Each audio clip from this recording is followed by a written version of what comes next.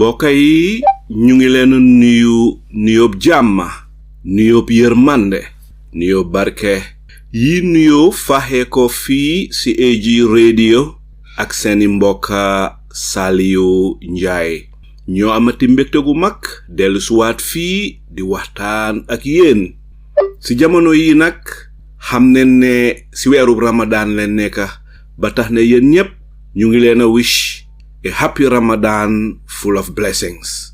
Bési tey bi mu ngi tolloog bésub ajuma juróom-ñaari fan ci weerub February atum 2025 comme nan ko gën a xamee rek ci kàllaama angale tey la Friday 7th of February 2025 sun gan gi tey du kenn kudut Honourable Essa Mbye Faal moom mooy ki nga xam ne moo jiite parti bi nga xamee APP-Sobeya mu nekk koo xam ne kii munta réer mukk ci suufi Gambia mbépp a kuy eewoo Gambia mbépp a Gambian ak fépp fa mun a ne ci kaw suuf am nañ yaakaar ne Honourable Essa Mbye Faal ñu bari xam nañ ko pour bañ rek ñu bañ a fàtte ndikte baax na léeg-léeg nit ki ñuy ko xam gis nit ki ak xam nit ki du benn léeg-léeg sax am na looy xam si nit buñ la ko fàttaliwut da ngay fàtte waaye pour bañ ñu bañ a fàtte Honourable Essa Mbye Faal moom mooy di leader of APP-Sobeya party international lawyer la Gambian la te nekk na senior partner at the Faal and Co nekkoon na Defense Council at the International Criminal Court du ñàkk ba léegi mu ngi fa ba pare nekkoon na koo xam ne kii mooy woon di lead Defense Council si ay cases yu bari cases yu am solo nag si àddina si moom mooy ki nga xam ne moom mooy doon saytu prosecution bi nga xam ne moo doon xew foofu sa Darfur investigation si nga xam ne moo fa doon xew atum 2018 mu dal di lead di Gambia Truth Reconciliation and Reparation Commission ñu xamee ko ci TRRC ñépp xam neen liggéey bu rafet bi nga xam ne moom la fa Honourable Essa Mbye Faal dal di def booba jamono nag nekkutoon politicien ni léegi waaye moom ci commission bi moom mooy ki nga xam ne mooy woon di lead council mu nekk liggéey bu rafet boo xam ne àddina ñépp ko rafetlu ñépp ko taacul soo gisee nag ñuy wax lii nekkul ne dañ koo defal advertisement waaye dafa baax pour nit ñi dal di xam ndikte Gambien yi tàmmaneen nit ki nekk suñ biir ñuy xoolantee moom di xoolantee moom bam dem si dikki tubaab bi di fa def liggéey bu rafet ñëpp bugg a koo xam waaye bam nekkee su suñ biir feeñut wala mu nekk fi ñuy xoolantee moom ba yàlla jëlee ko fi ñëpp dal di wax ni mu baaxee woon ni mu amee woon xam-xam liggéey na fii jaar na fii waaye ba muy dund kenn waxu ko gis ngeen Diamond Jubilee bi nga xam ne moo fi xewoon bu yàggut nii nga xam ne suñ founding fathers si ñëpp a dem bam des kenn Honourable MC Cham President Adama Barrow munta tudda turam sax soo ko oyul sax tappal ko medal invite ko at least nga tudda turam si liggéey bu rafet bi nga xam ne moom la def moom ak i njoñam suñ founding fathers si waaye den tuddul sax turam te moom rek a fi des te mag la li nekk loo xam ne lu daw yaram la din war di ono suñ nit ki ak maa xamagam yeloo jox ko wàññiwu la dara nit ki taal sondel néegam nga taal sa sondel sa néeg soo bàyyee sa sondel dem dugal néegam fay sondel du tax sa sondel gën a leer waaye not nga bàyyi ko rek sondelam dal di taal sa sondel dal di taal mu nekk si leer nga nekk si leer ngeen mun a toog waxtaan waaye fay sa sondeli moroom daal uurut ñun Gambian yi nag lu daw yaram la waaye lii mooy liñ gis suñ biir mbokk yi fi mu nekk nu ma def lu dul dal di ànd ak yéen rek ñu dal di dem jëli Honourable Essa Mbye Faal waaye nag bala may jëli Essa di leen fàttali ne liñ fi waxtaanee rek mooy lu daw yaram li nga xam ne mooy li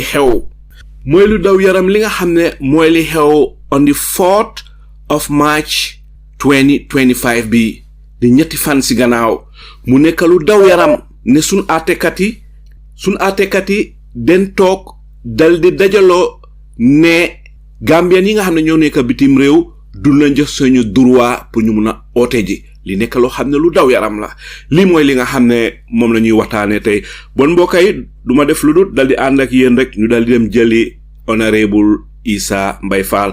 Honourable Faal maa ngi lay nuyu di la sant di la gërëm di la jox sa wàcc waaye ba mat sëkk di la yaatal te di la dalalaat fii si AG radio. asalaamaaleykum. jërëjëf ci dalal bi nga ma dalal. lii ñuy waxtaanee tey dafa nekk topic bu important so maa ngi gërëm képp ku ci teew di ko déglu bépp Gambian ak even non Gambian koo xam ne am nga interest ci lii ba toog di ko déglu mu nekk topic boo xam ne is of massive importance njëriñ lu am solo la pour Gambia yépp béj ñu nekk ci réew mi ak ñu nekk bitim réew ñëpp so ma di kontaan ci opportunity bi nga ma jox pour ma waxtaan askan bi ci issue bi la waaye balaañ koo tàmbali yaa ngi wax lu important yëfi founding fathers yi ak independence bi passé yaa ngi wax ne oncle MC Cham sax invite ko si te tudduñ ko ci mu doon lu ñaawa ñaaw man mii ma di ko ñaawlu waaye sax affaire yi gën naa garaaw loolu paasaalewu bul fàtte ne ñu ngi génnee ci jubili bi dañ def ay billboard ñu def founding fathers ges kan lañ omit mu doon lu ñaaw PS Njie mooy the first head of state pour Gambia. He was the first head of government. He may not have been head of state because of the Queen, but he was the first head of government. PS Njie dañ ko deliberately omit. You cannot change history. Is it because of Nim Santa, or is it because of askan wi mboka, or is it because of fim jóge? For whatever reason, duñ mun a wax ne they forgot history. Duñ mun a wax ne xamuñ woon loolu, because either excuse su ko gaay joxe woon mu ngi mel ni they are not fit to rule Gambia. So the only excuse is a deliberate omission, which is even worse. Réew mi ñëpp a ko bokka. Amut noo santa, amut ban askan nga bokka, amut fan nga jógee ci réew mi ñëpp a ko bokka. Ku ci ne dañ la war a jox cër bi nga deserve ci réew mi. Especially oncle MC Cham lim def ci réew mi ñëpp a ko xam. waroon nañ koo jox cër boobu. waaye it waruñ woon a try to bury history bàyyi def ñëpp ak seen nataal from Saafaringa Singaate ba tey ak Adama Barrow ñu fàtte or deliberately fàtte ne PS Njie was the first head of government, the first Gambian head of government in Gambia. That was a disgrace. That was a big disgrace. Su fekkee ne xamuñ ko bon nag seen xam-xam matut ba tax ñu war a mun a yore réew mi parce que that is a basic historical fact in Gambia loo xam ne dañ ko waroon a ono but that just tells us nguur gi ñoo defal ban façon ngi nguur la nguur goo ne la only seen interest rek la ñoo toppa gis nga li xew nii ci yëfi diaspora voting bi dama la bugg a won ko askani Gambie yépp ne nguur gi dañ dem ba last minute ñu am a change of heart about diaspora voting. Dañ panic, dañ def di assessment di calculus ñu gis ne suñ passé diaspora voting it's very likely ne diaspora bi duñ ànd ak ñoom. Loolu tax at the last minute ñu pull the plug. I will explain lu tax ma wax loolu. Parce que they did everything right up to the last minute ñu pull the plug, and I will explain that later. Parce que lu ko waral. A draft bill du doxal boppam duga parliament. Fum jaar am a sponsor. It's either a government bill or a private member's bill. This was a government's bill. so mu nga mel ni la fa duga yëpp government moo ko fa dugal and that must be on the basis of a government policy. Man, I was acting parliamentary council ci Gambia. Mu nga mel ni loi bu ngor gi dugal parliament maa ko binda waxtu boobu in 1996. Jamono Yaya Jammeh. Waaw jamono Yaya Jammeh 1996 ba 1997 ba end of 1997. Sorry, 1997 la sax because maa ngi ñëw December 31st 1996. So 1997 la almost, yes. The new parliament and everything, so amut law boy binda yóbbu ko parliament te àndut ak memorandum boo xam ne mooy explain the law te dafa explain the objectives of the law ak the mischief the law is intended to remedy. Gaay dañ ne nara nax nit ñi lii is no coincidence, this is last minute change of heart la ñu wecci seen xol ñu decide ne they are going to pull the plug. Ñu rally all their potential supporters mun naa am sa brown envelopes génn na pour ñu rey bill bi pour ñu rey clause 14 of the bill, section 14 of the bill. And li tax ma wax loolu mooy lu tax ñoom ba ñoo draft the bill, the objective must have been to implement the decision of the Supreme Court. Moo tax ñu study affaire bi seet ne nii lañ koo mën a defee gaay draft loolu ci law bi. AG Chambers ñoo draft the law, kenn draft ko ku dul AG Chambers. AG Chambers pour Gambian ñi nga xam ne xamul kan moo jiite AG Chambers pour Gambian yi. Minister Dawda Jallow. So moo tax moom moo present the law in parliament. So su gaay yi toogee benn law bi dafa am this problem xanaa ñoom gisuñ ko woon xanaa ñoom seen jànga seen xam-xam bi gaay am day passé ji law bi ba génn mun a justify lu tax that section passut xanaa ñoom xamuñ ko woon ndax bés boobu lañ ko door a xam. Honourable Faal lan nga foog ne mooy li waral at the last minute ñu pull the plug dema dem ba sa njeexintal ba rek ay dal di génn si li nga xam ne moom leen naroon a def lu ko waral. Dañ dem ba realize ne perhaps suñ demee allowe a diaspora vote xëj na li xew Cabo Verde mooy xew Gambia nga xam ne di diaspora would decide who becomes president. Foofu nag lay tàmbalee waxtaan wi pour ne pour Saliou laa la dee ooyee waaw so not to confuse with Fanderi.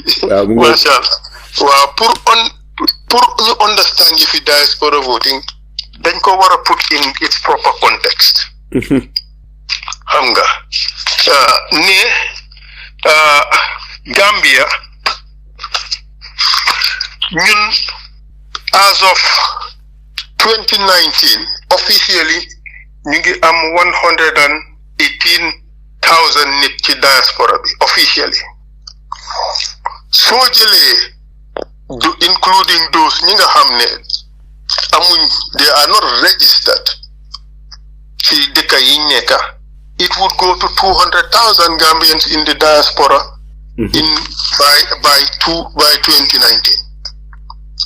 So by now 2025 we should be talking about 260,000 to 250,000 to 260,000 Gambians in the diaspora. And that's almost 10% of Gambia's population.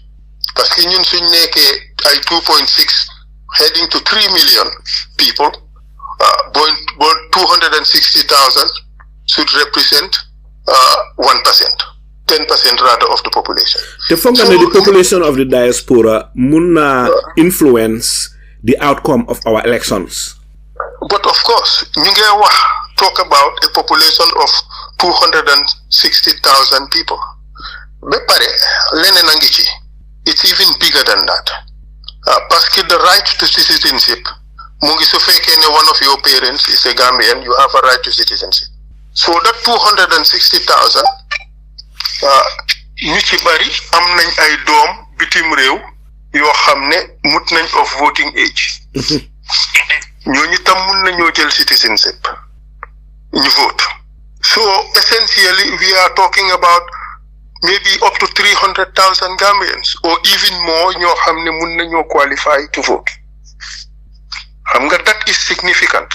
The voter roll boo xam ne in Gambia is about 900,000. So this is significant to the extent boo xam ne su dee register nañ Gambians in the diaspora to vote, about 1/4 of the voters, or say at least a minimum of 10% of the voters would be from the diaspora. The lan moo tax the diaspora di am a bigger number of registered voters, a bigger percentage of registered voters compared to the population in Gambia, mooy ne ëppa doole gi ñëpp balaa ñoo tukki they are of voting age. The society, the population of Gambia, 65% of it are youthful. So one can say about 20 to 30% are even under the voting age. So therefore, society, the diaspora, they are of voting age. So therefore, the diaspora can even account, if they are registered, can even account for up to 20% of the registered voters. So this is a very significant group we are talking about. But their significance is not just in their numbers. But where are these people? ñëpp xam nañ fi Gambian diaspora bi nekk. The biggest number is in the USA, followed by Italy, then the United Kingdom, Spain and Germany. And Sweden. Sweden not as much as dëkk yi parce que as of 2019 the figures are USA 25,000, Italy 23,000, UK 20,000, Spain 19,000, Germany 15,000. Sweden is under that, so why Sweden also has a big number of Gambians residing there. So mu ngi mel ni fi Gambians yi concentrate xam nañ fan la.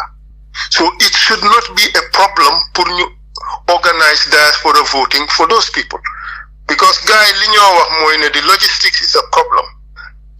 Dama bëgg a wone ne the logistics is not a problem, loolu tax ma highlight angum gars yi fan lañ nekk. So who are these people and what do they mean for Gambia?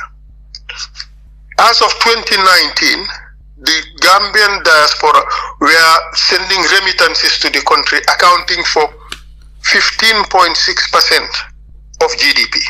That was 2019.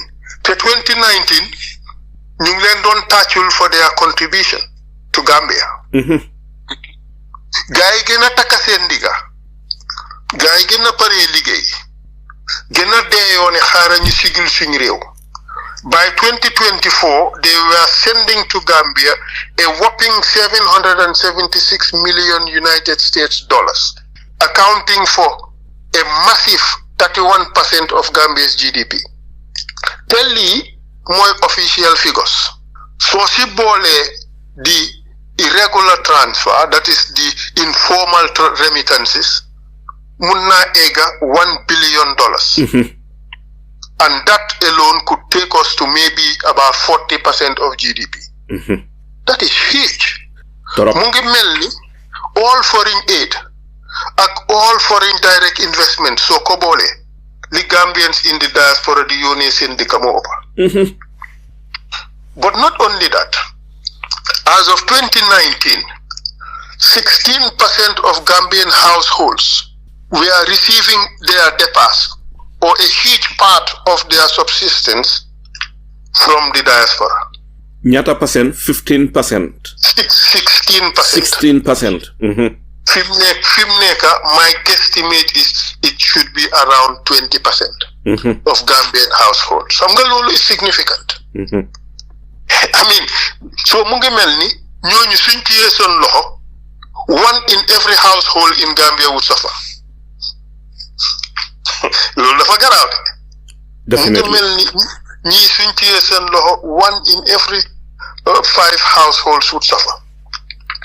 Ba pare, in terms of other investments, these people have accounted for about 74 projects in 2024. 74 projects led by the diaspora in Gambia, accounting for almost £500,000 investment.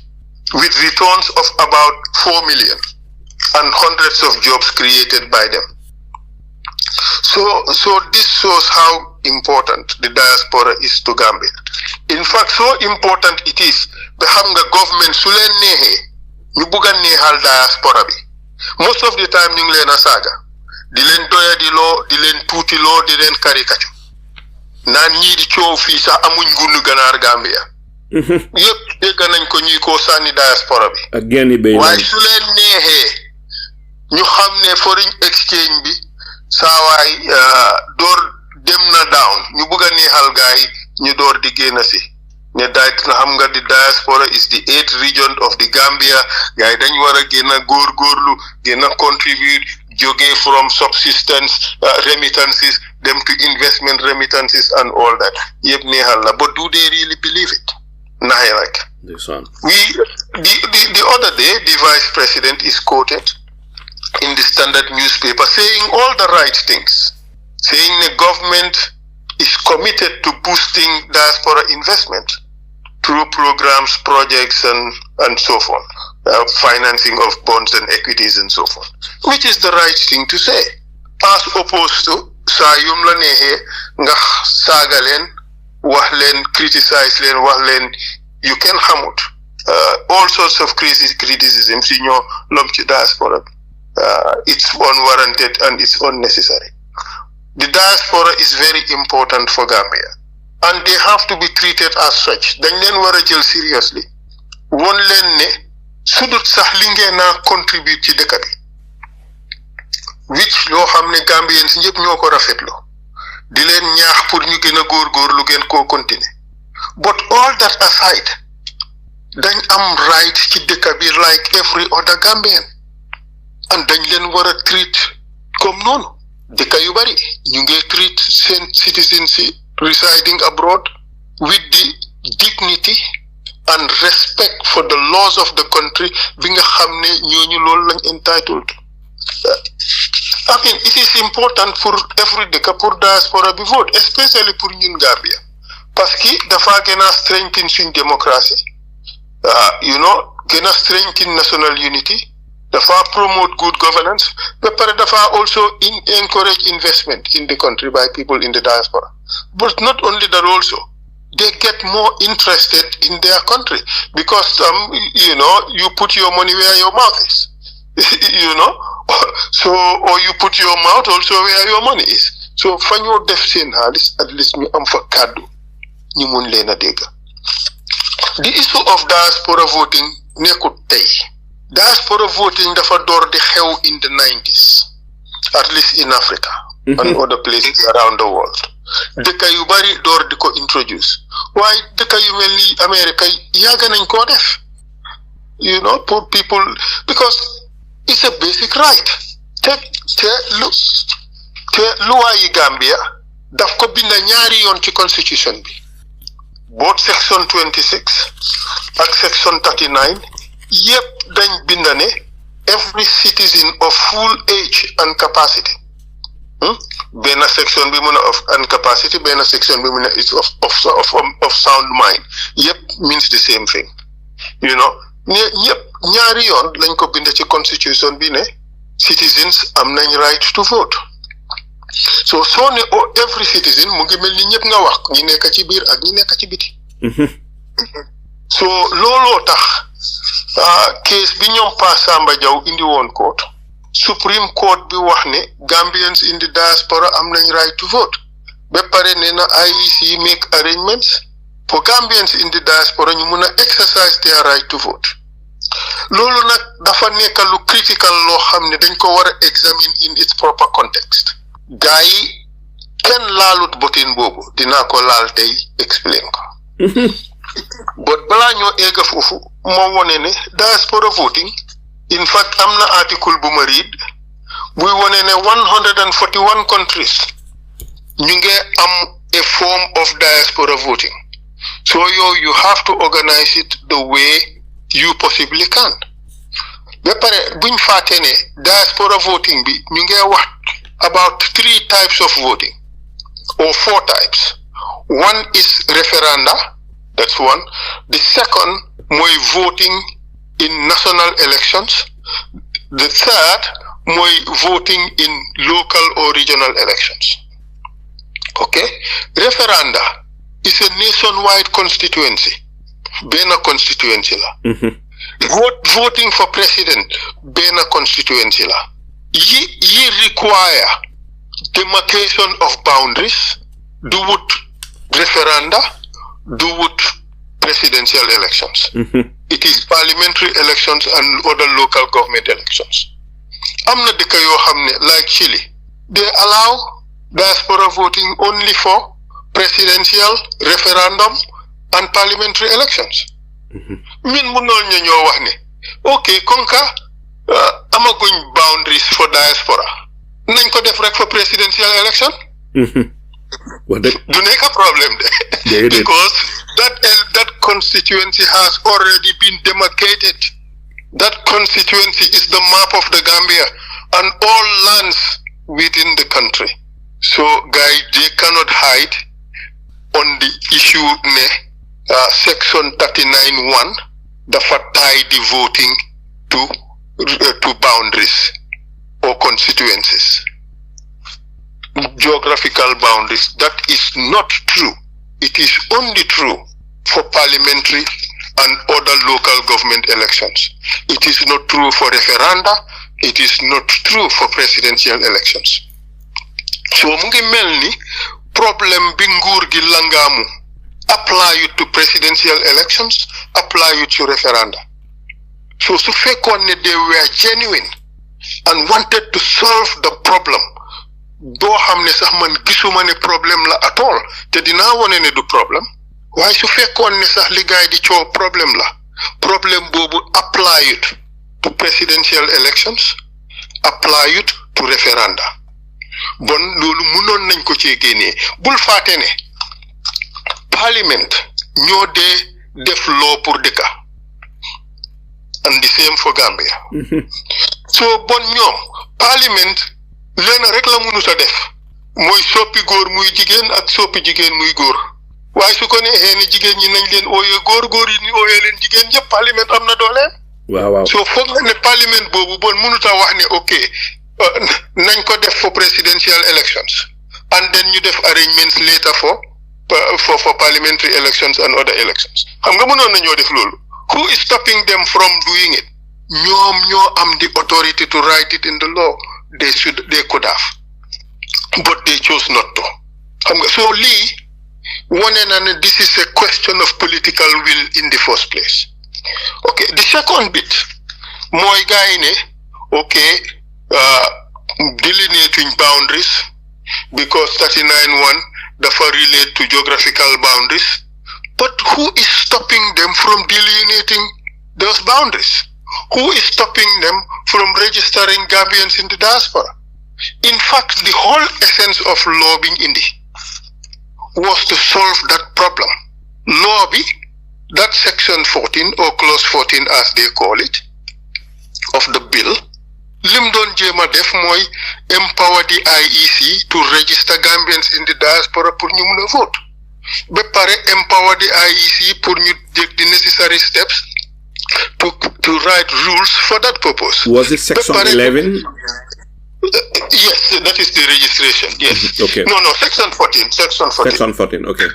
Wow. So, bepare nga am tam ñu make provision pour ne dinañ def such boundaries as are necessary, as are allowed under the constitution and are necessary pour election, pour ñu def all types of elections. Lolu is basic. So where is the problem la mënuta gis? Parce que ñoom li gaay identify ne mooy the problem, loolu la section 14 doon jéem a solve. So mu ngi mel ni ñoom they solve the problem at the Ministry of Justice ba pare bañ ko table parliament. Bul fàtte ne bill bi dañ ko njëkkaa indi ñu génnee waat ko ñu withdraw ko indi waat ko. All right? ñan ñoo ko withdraw ñoom. Well, I can't remember the full details. Te bëgguma wax loo xam ne du dëgga. But I know ne bill bi njëkka nañ koo indi. In 2021 lañ ko njëkkoon a indi. I can't recall lu tax paasut on but 2021 lañ ko njëkkaa indi understand so fi mu nekk dañ ko indiwaat dañ ko réchauffé saat all right so booy mel ni ñoom they found a solution to the problem already in their offices ban indee bill bi gis ne lii su passé the diaspora maybe def nañ seen assessment xam ne diaspora bi xëj na ñu ci bari supportu nguur gi ñu decide ne let's kill that part of the law looloo tax ñu def lii but lan moo tax what they cannot answer is why did they draft the law like that ba pare another question is parliament ñoo am the authority to write laws su ko AG Chambers bindee sax dañ ko bindal ne this is the government view of lan la law bi war a nekk but it is parliament that passes the law so parliament mooy bindal loi bi soo gisee section 14 fail parliament ñoo toog ne lii duñ ko jàllale because ñoom ñoo amee the legislative authority alright so su loolu xewee lu tax ñooñu su fekkoon ne am nañ di political will lu tax mënuñoo def the necessary amendments to that to luñ leen jox to enable it to pass lu tax defuñ loolu comme Sénégal niñ defee ne ok dañ create 15 constituencies in the diaspora jox register leen in those constituencies jox leen right to vote ñun Gambia mënoon nañoo create 6 constituencies for the diaspora and give them the right to vote mën nañoo wax ne North America United Kingdom Germany Sweden Italy ñi ci check dëkk yooyu nga xam ne fa la Gambians si nekk in their numbers ñu def yooyu constituencies ba pare def arrangements pour embassy si nekk di polling stations mun nañoo sax def mail in voting comme ñoom Switzerland ni ñoo def loolu yëpp mun naa nekk xam nga lii lan moo xew my brother lan mooy la xew last minute bi la gaay chicken out ne lii duñ nangu mu jaala ñu génnee ko moo tax ñu mobilize ñu whip their members in parliament ñu whip them into line guy decide to kill the bill who knows this time round maybe brown envelopes tam génnaat na kenn du mën a rule out loolu de just to kill it because that has happened before comme ni guy reyee constitution ba the draft constitution 2020 noonu la guy def reyaat bi moo parce que kenn mënut a understand lan moo tax gars yi yóbbu ko parlement ndax AG Chambers dañ cuune ba nga xam ne mënuñoo bind loo parce que the first task of a draftsman mooy da nga war a xam constitutional law naan ko xam naa ci dara de parce que ci loolu laa def masters I have a master's degree in legislative drafting and public law imperatively da nga war a mun master constitutional law understand ba pare the other question issue bu ma bëgg la wax mooy ne what the laws of the Gambia say even though parliament ñoo ko dee binda ñi ko interpret are the judges and because it's the constitution the Supreme Court moo am exclusive jurisdiction for interpretation of constitutional matters Supreme Court bi interpret nañ law bi ne Gambians in the diaspora dañ am right to vote like everybody else take leen the necessary steps to make it happen so mu ngi mel ni suñ félee pour def loolu violate nañ an order of the Supreme Court so mu ngi mel ni that government that stood in parliament and justified understand rejection of that section in fact justifying a violation of of an order of the Supreme Court which is contempt of court okay for parliament they have parliamentary privilege and immunities maybe they are excused dina interesting to the Supreme Court where they interpret that act of make a pronouncement on what parliament has done but parliament they have an immunity for whatever they do in parliament lolu mom is sacrosanct okay but clearly this is a blatant violation of a decision of the Supreme Court and it is contempt of court for the executive that is promoting the bul faté ne president bi suy waat daf dé waat ne mom he would uphold the constitution and the laws of the country. Bon mu ngi mel ni fii loi daanu na fii loi yàqu na. Another significant thing boo xam ne dama doon discuss suma benn lawyer colleague fan yi rek mu mention ko, I did not even really think about it. Mu just direct my mind to section 100 of the constitution. So section 100 is talking about what parliament can do. So dinaa jéem a read out the relevant parts. When the legislative power of the Gambia shall be exercised by bills passed by the National Assembly and assented to by the President. So loolu la parliament di def loolooy liggéeyam. Interpretation ni loola nag judges yaa ko amee te judges yi interpret nañ ba pare. Waaye anyway ñu waxaat ne the National Assembly shall not pass a bill. You know, what two other things, like not to establish one party state, not to establish a state religion. But on 2C, to alter the decision or judgment of a court in any proceedings to the prejudice of any party to those proceedings, or to deprive any person retroactively of vested or acquired rights.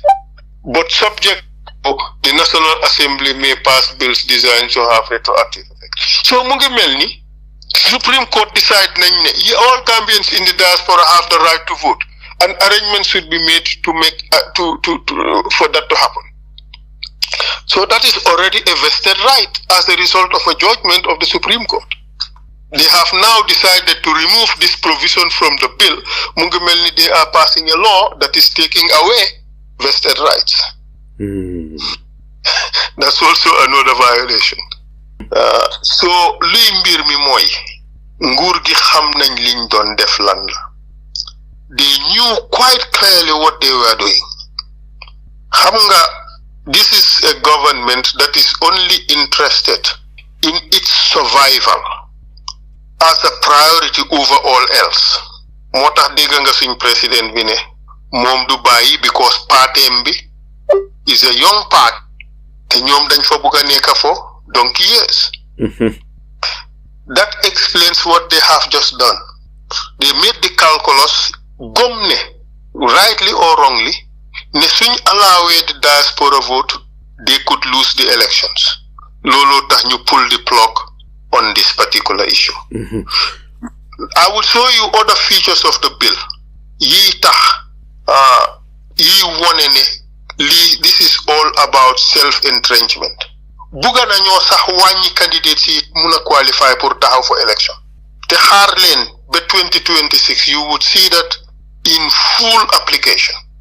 In the first place, xam nga mun ngeen naa fàttaliku ne Barrow government bi bim njëkkee ñëw is the first thing they did mooy make certain amendments to the constitution. Right?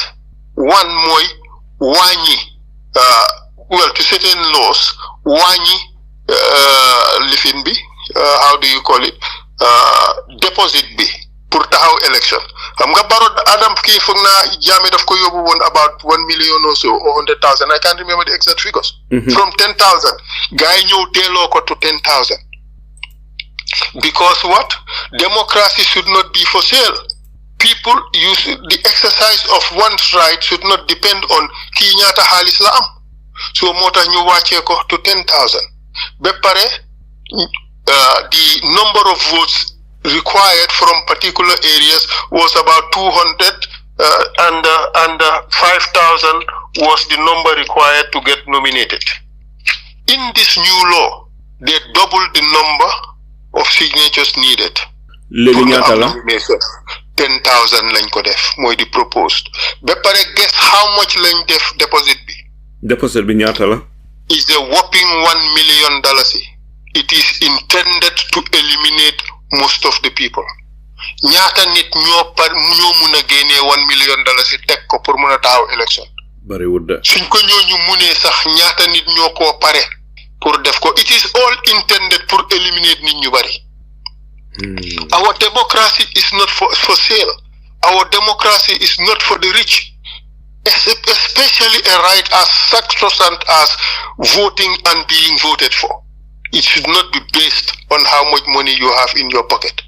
Lig taxoon ba gaay change ko, and I congratulate Batambedu again for doing such a marvelous job, because they show that law was discriminatory, both in its intent and its application. So lan la Batambedu defoon mom? Well, time bobu ñom ñoko change. From 1 million to 1,000, or for whatever sum it was to 1,000.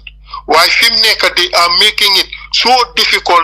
Barrow government is making it difficult for any candidate to stand for election, for next presidential election. Law bi su passé, hamga, a lot is buried in all this hullabaloo over diaspora voting.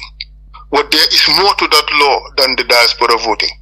Li moy the how would I call it, efforts to stifle or to prevent many people contesting for president.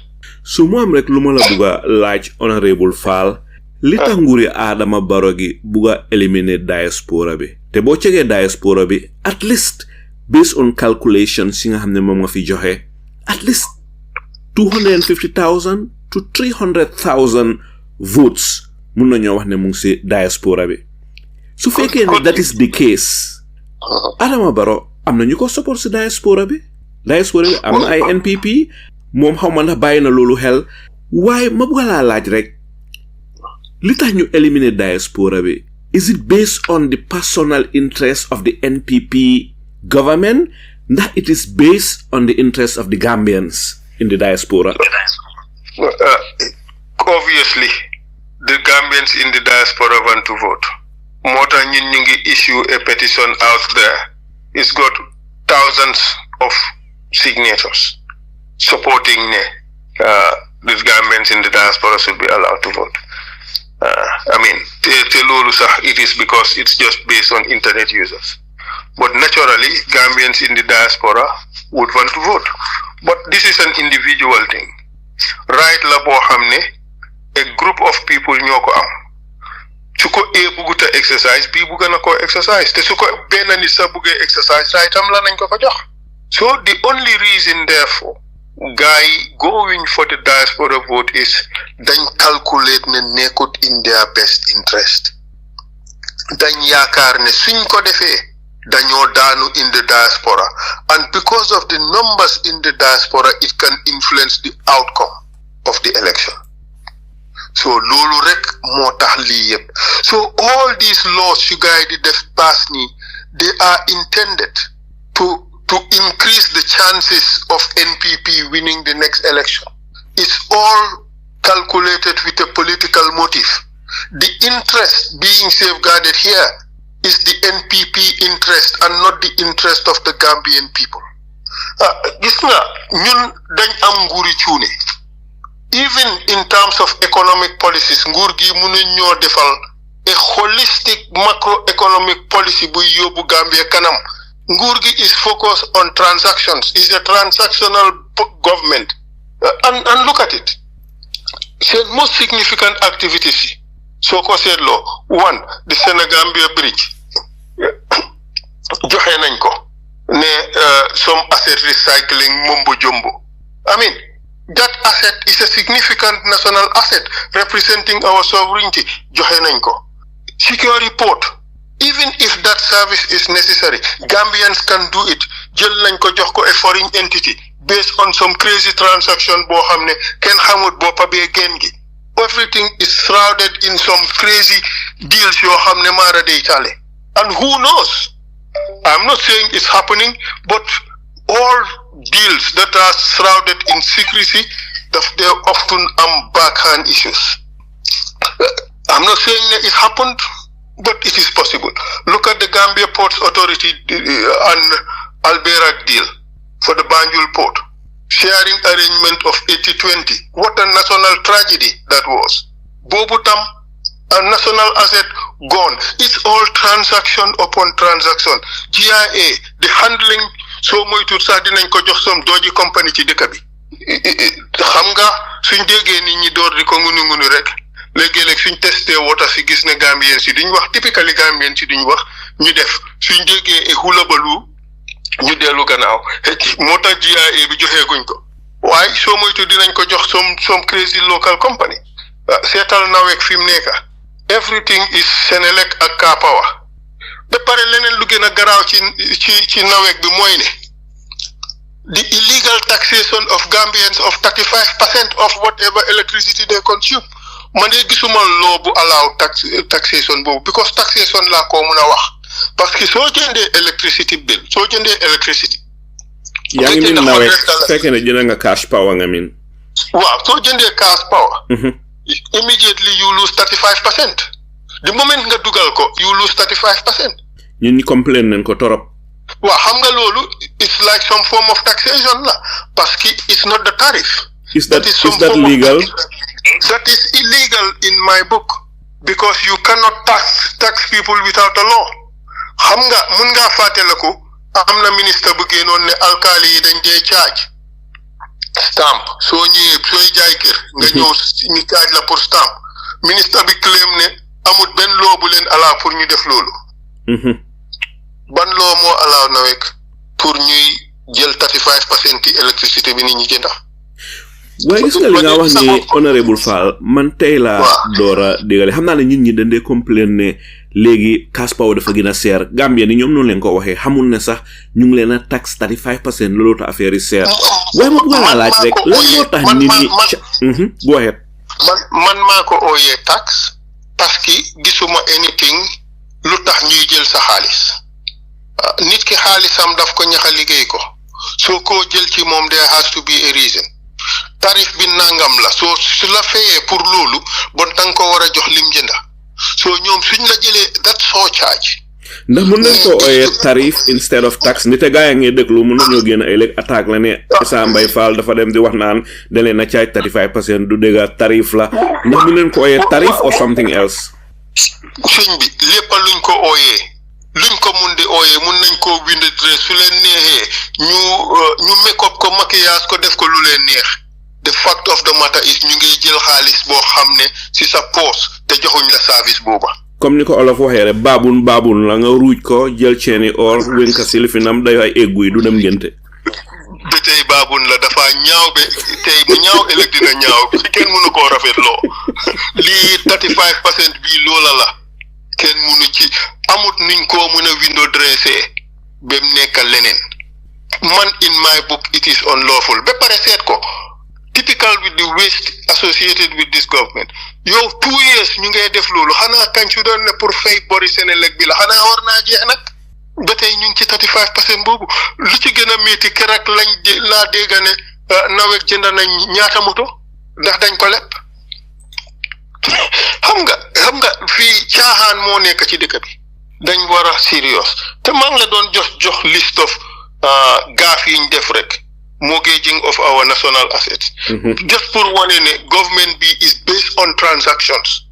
Instead of ñu jox ñu a holistic economic policy bu mu ne yóbbu réew mi, they are fixated and focused on transactions.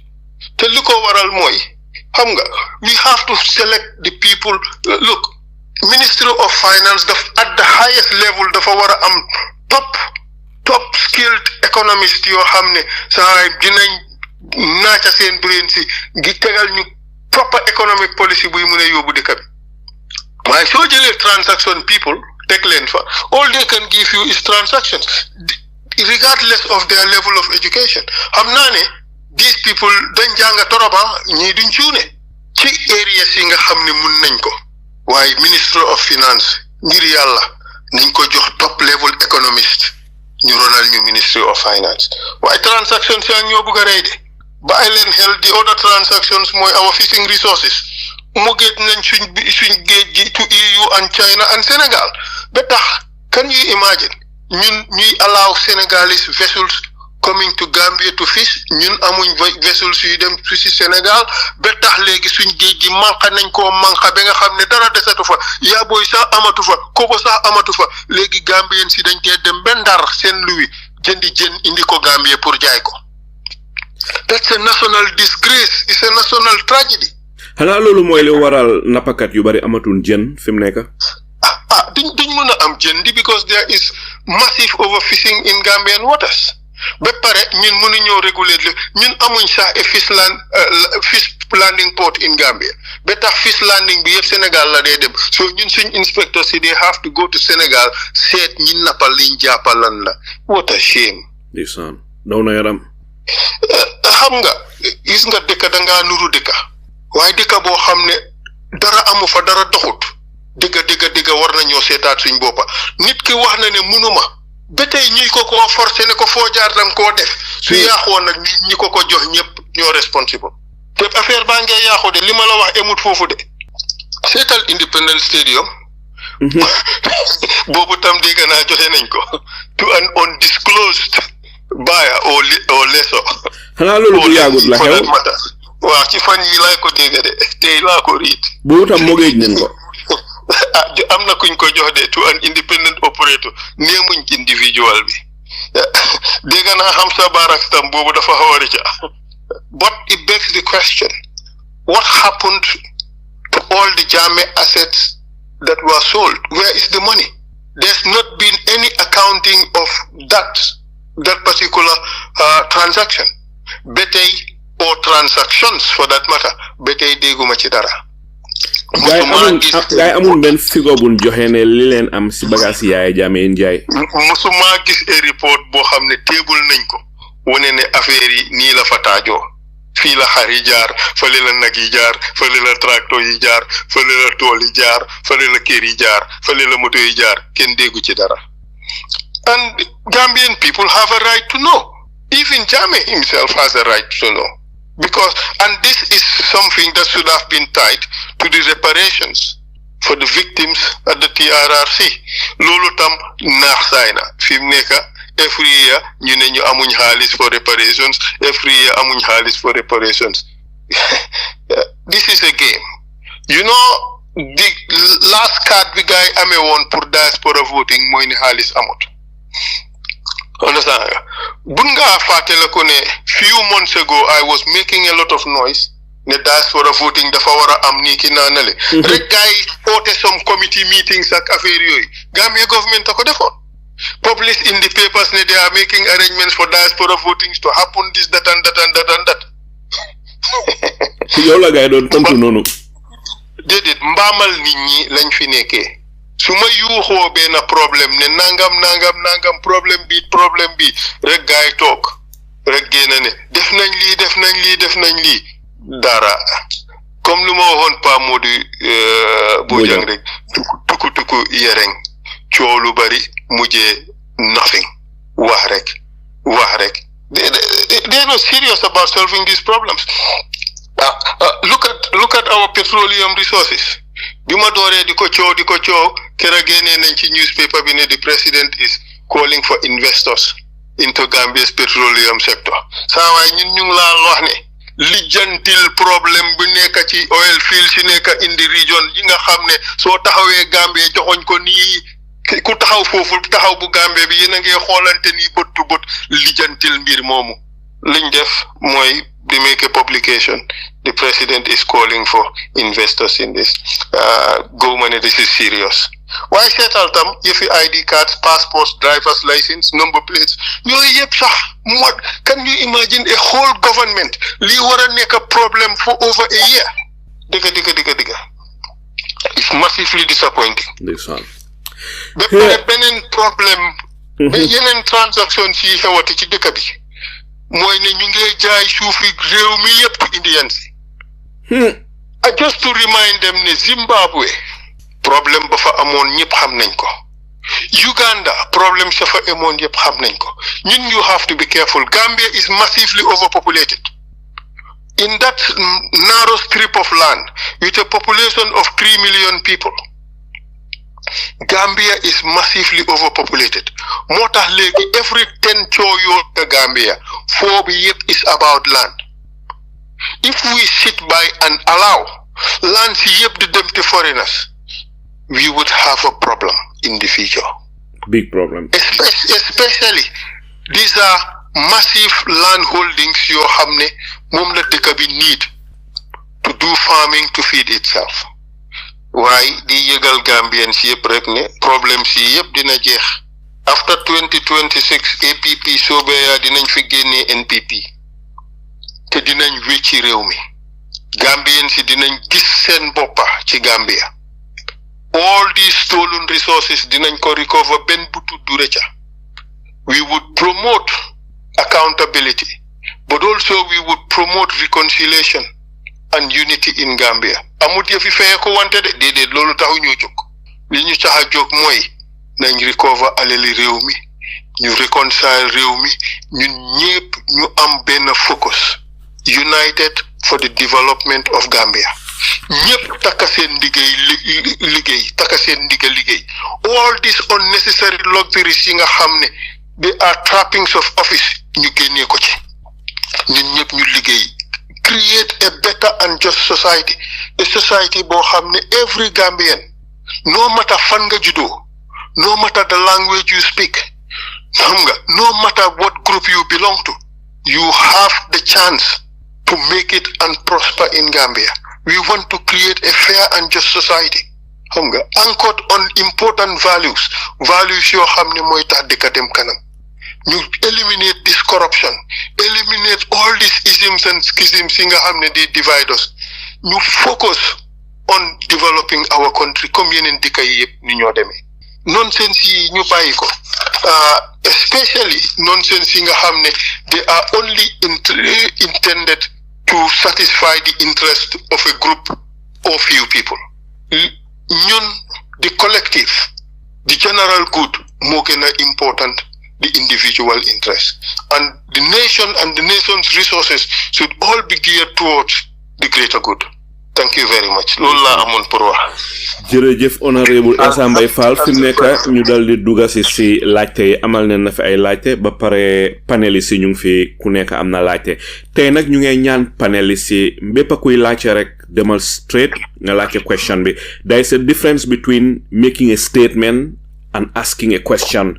So ñu ngi leen a ñaan tey bépp kuy laaj rek laajal a question less than 1 minute su ko fee ñu dem si keneen di nga gis ne leen mun a am question su bari bu kenn joxe statement laajal question rek loolu leen a ñaan ak ñi nga xam ne tamit ñu ngi bëgg a call later pour laaj Honourable Essa Mbye Faal ñu ngi leen a ñaan bépp ku fi call rek buy joxe statement laajteel a question less than 1 minute su ko fee ñu dal di dem si keneen su ko defee Honourable Faal na mun a answer a lot of question bala maa ñëw si paneliste rek Mr Faal ma bëgg laa laaj daw na yaram torop ne Gambian yi nga xam ne ñoo nekk si diaspora bi comme ni nga ko waxee nga xam ne 2019 15.6% of our GDP mu ngi jógee si diaspora bi. The last one 2024 $776 million waxun dalasis de dollars amounting to 31% of our GDP jógee si diaspora bi. Ba pare wax nga fi ne in 2019 16% of Gambian household seen dépasse seen dundu mu ngi jógee si diaspora bi te ku dem sa ëpp na ko fuuf nit ñun xam neen Gambia ne mbépp koo xam ne amuloo ku nekk si diaspora bi di la jàppale pour sa dundu rek doo mun a manage ñun xam neen loolu ñun mi nga xam ne ñun ñooy contribute lii yépp ñun la suñ nguur gi ne bokku leen bu waxtu joxe xaalis jotee indi leen waaye bu waxtu oote ji jotee yéen bokku leen mu mel ni ñun dañ ñu sentence into prison li te prisoner moom amul right pour vote. Mr Faal dafa am nag lu olof wax ñu ne puusante sa maraaj bala em li nga xam ne moom la nguuri Gambia nama pour éliminer diaspora bi xañ ñu suñ droit pour ñu oote ji lii mun naa ubbi yeneen avenues yoo xam ne nekkul loo xam ne dafa nekk si interest si Gambia du nekk si interest si président du nekk si interest si nguur gi du nekk si interest si ñun ñi waaye nag ñaaka pexe la li nguur gi def lan nga foog ne mun naa force diaspora bi pour ñu def loolu. duma encourage diaspora bi pour ñu teggi seen loxo ci Gambia duma encourage loolu one bit parce que ñi def lii ëppale wuñ diaspora bi Gambia xëy na ëppa nañ leen doole waaye ëppale wuñ leen Gambia ba tax diaspora bi responsibility bu gaay am ci seen famille yi responsibility bu gaay am pour seen réew warañ see wàññi one bit in fact sax dañ war a gën a taxaw seen takka seen ndiga gën a taxawal seen ndika won nguur gi ne mun ngeen ñoo àtte ñàkka waaye it mënu leen ñoo aayee suñu réew you see give even tax bi ñu leen dee def noonu sax de su gaay ñëwee si airport ñëw ci airport bi it is disappointing and disheartening waaye mooy li ma la wax rek nguuri transaction la everything is transaction no serious economic policy it's just transaction how to get money it's all about transactions which is a terrible thing why might encourage all Gambians in the diaspora tam ne lii tam tax na gaay yëpp dañ war a gën a unite su ko defee ñu xeex bi is not to try to starve Gambia xeex bi should not be to punish our families xeex bi is to show the government ne we really matter we are important we have to receive the due consideration moo tax ñun ñu ngi take the matter to court again and we ask all Gambians to support us ñu ngi circulate a petition na ko Gambians sign and we take that petition to court to support our case pour wone ne Gambians in the diaspora are entitled to vote suñu amee just 1% of Gambians in the diaspora signing it that is significant that is important we want that to happen loolu si njiitali kan la si sa njiital am keneen xam nga important sax kan moo ko jiite li important mooy this is not about party politics this is about fighting the right of the Gambians in the diaspora. This is about fighting the rights of all Gambians. This is doing what is right. Man mako jite, nyoko jite, but does not really matter. Kan moko jite.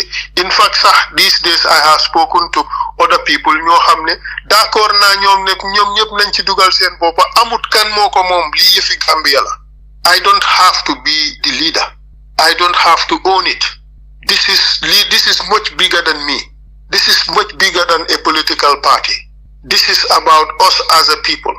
This is about the rights of Gambians and this is about doing the right thing. So moo tax ñuy encourage all and sundry ñu sign petition bi su ko defee ñu demaat court and everybody is invited to join the lawsuit su ko defee ñu won Gambia ne this is very important. Supreme Court bi du change its decision. You know, the Supreme Court is going to maintain that decision and we're going to ask for a mandamus for order particular individuals to take certain steps. And we hope at the end of the day that we will prevail. Maybe that is the way we should fight the fight. Buñ nangu dal ñu push the diaspora to the corner. Ba nga xamne the diaspora will take decisions yoo xamne they are going to punish their own people. Lulu waruñ ko xalaat sax. The important thing is let's come together and fight it in the right way. And the right way is to go to court and try to get the Supreme Court to make the right decision. Lulu la fok. The diaspora bi war nañoo jànga war nañoo learn from the past time Yaya Jammeh. Bu nangu mukk this time around Adama Barrow puus ñu ba nga xam ne dañoo jël arms di ko smuggle Gambia pour dem di ko fa génne loolu dafa gën a garaawal mbir mi loolu daf ñoo gën a yaaxal ni te gis neen dañ ko attempté li nga xam ne mooy li xew waaye nag loolu dafa nekk loo xam ne sax duma ko mus di xalaat saka di ko wax oo di ci bokka oo di ko encourage keneen all I believe in is the law. Everything that I do has to be in accordance with the law ngir yàlla ak yonent bi nañ teg yépp in accordance with the law. Jërëjëf. Waaw moo tax sax may koo gën a leeral ndi te ñu nekk si diaspora bi ñu bari seen xel dem na foofu ne ba ñu Yaya Jammeh géttee ne ba géttee ñu nii leen ko defee woon so li leen war a def waaye nag moo tax may koo leeral ne foofu is a no-go area bul xalaat mukk pour jëlaat gànnaay yi pour dem ne ñu ngi génne Adama Barrow am na nu mun a def ma bëgg laa laaj ak Honourable Faal bala maa ñëw si panélistes yi diaspora bi 300,000 votes ñu ngi si diaspora bi te diaspora boo xam ne 31% of Gambia's GDP ñoo ko amee ñooñu buñ raalee behind a political leader wala a party sampa party boobu dooleel party boobu leen bu demee election party boobu su gañewut tamit dina nekk a very powerful force ma bëgg a xam rek lan mooy sa tontu si lii. li suma ton ci lii mooy di yow rek a ko gis. This is the elephant in the room. Loolu la gaay gis looloo tax ñu pull the plug. Loolu la gaay gis de looloo tax bul fàtte ne 2020 bi ñoo draft this law, the euphoria was there still for this current government. Understand? But the times have changed. So looloo tax the calculus has changed. And looloo tax they decided to pull the plug.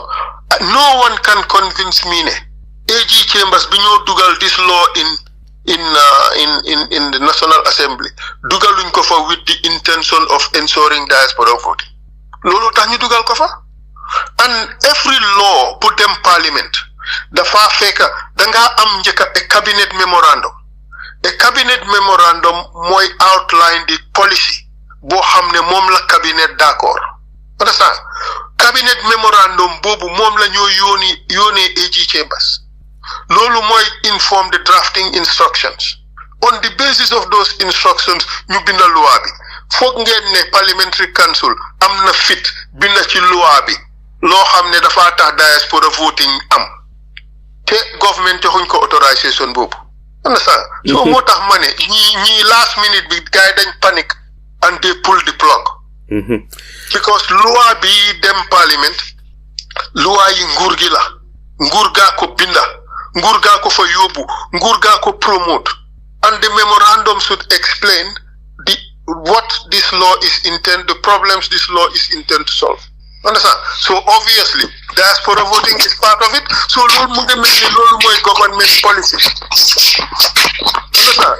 So by supporting it to be pulled in the last minute, so government will change their mind. Because this is not like the constitution. Constitution be amuñ choice. Dañ leen draftal law jox leen ni leen yóbbu leen. But bii ñoom ñoo draftal seen bopp seen law yóbbu ko parliament. So mu ngi mel ni bon ñoom ñooy change seen mind at the end of the day. And they did so in a very disingenuous manner. Parce que justification you guys joxe yëpp do not hold water. Because who are they to try to give an interpretation different from that of the Supreme Court? Ba pare IEC ñu ngi leen doon jox the authorization to do the right thing, to do the registration. So the only other thing that needed to be done is the creation of boundaries. But that's not even necessary for all the elections. Because for two types of elections, you don't necessarily have to create boundaries. You know?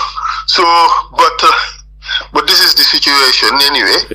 Of course, I'm not certain other little legal issues in it that I did not discuss because it would be discussion with a far unnecessary legalistic, which is not helpful.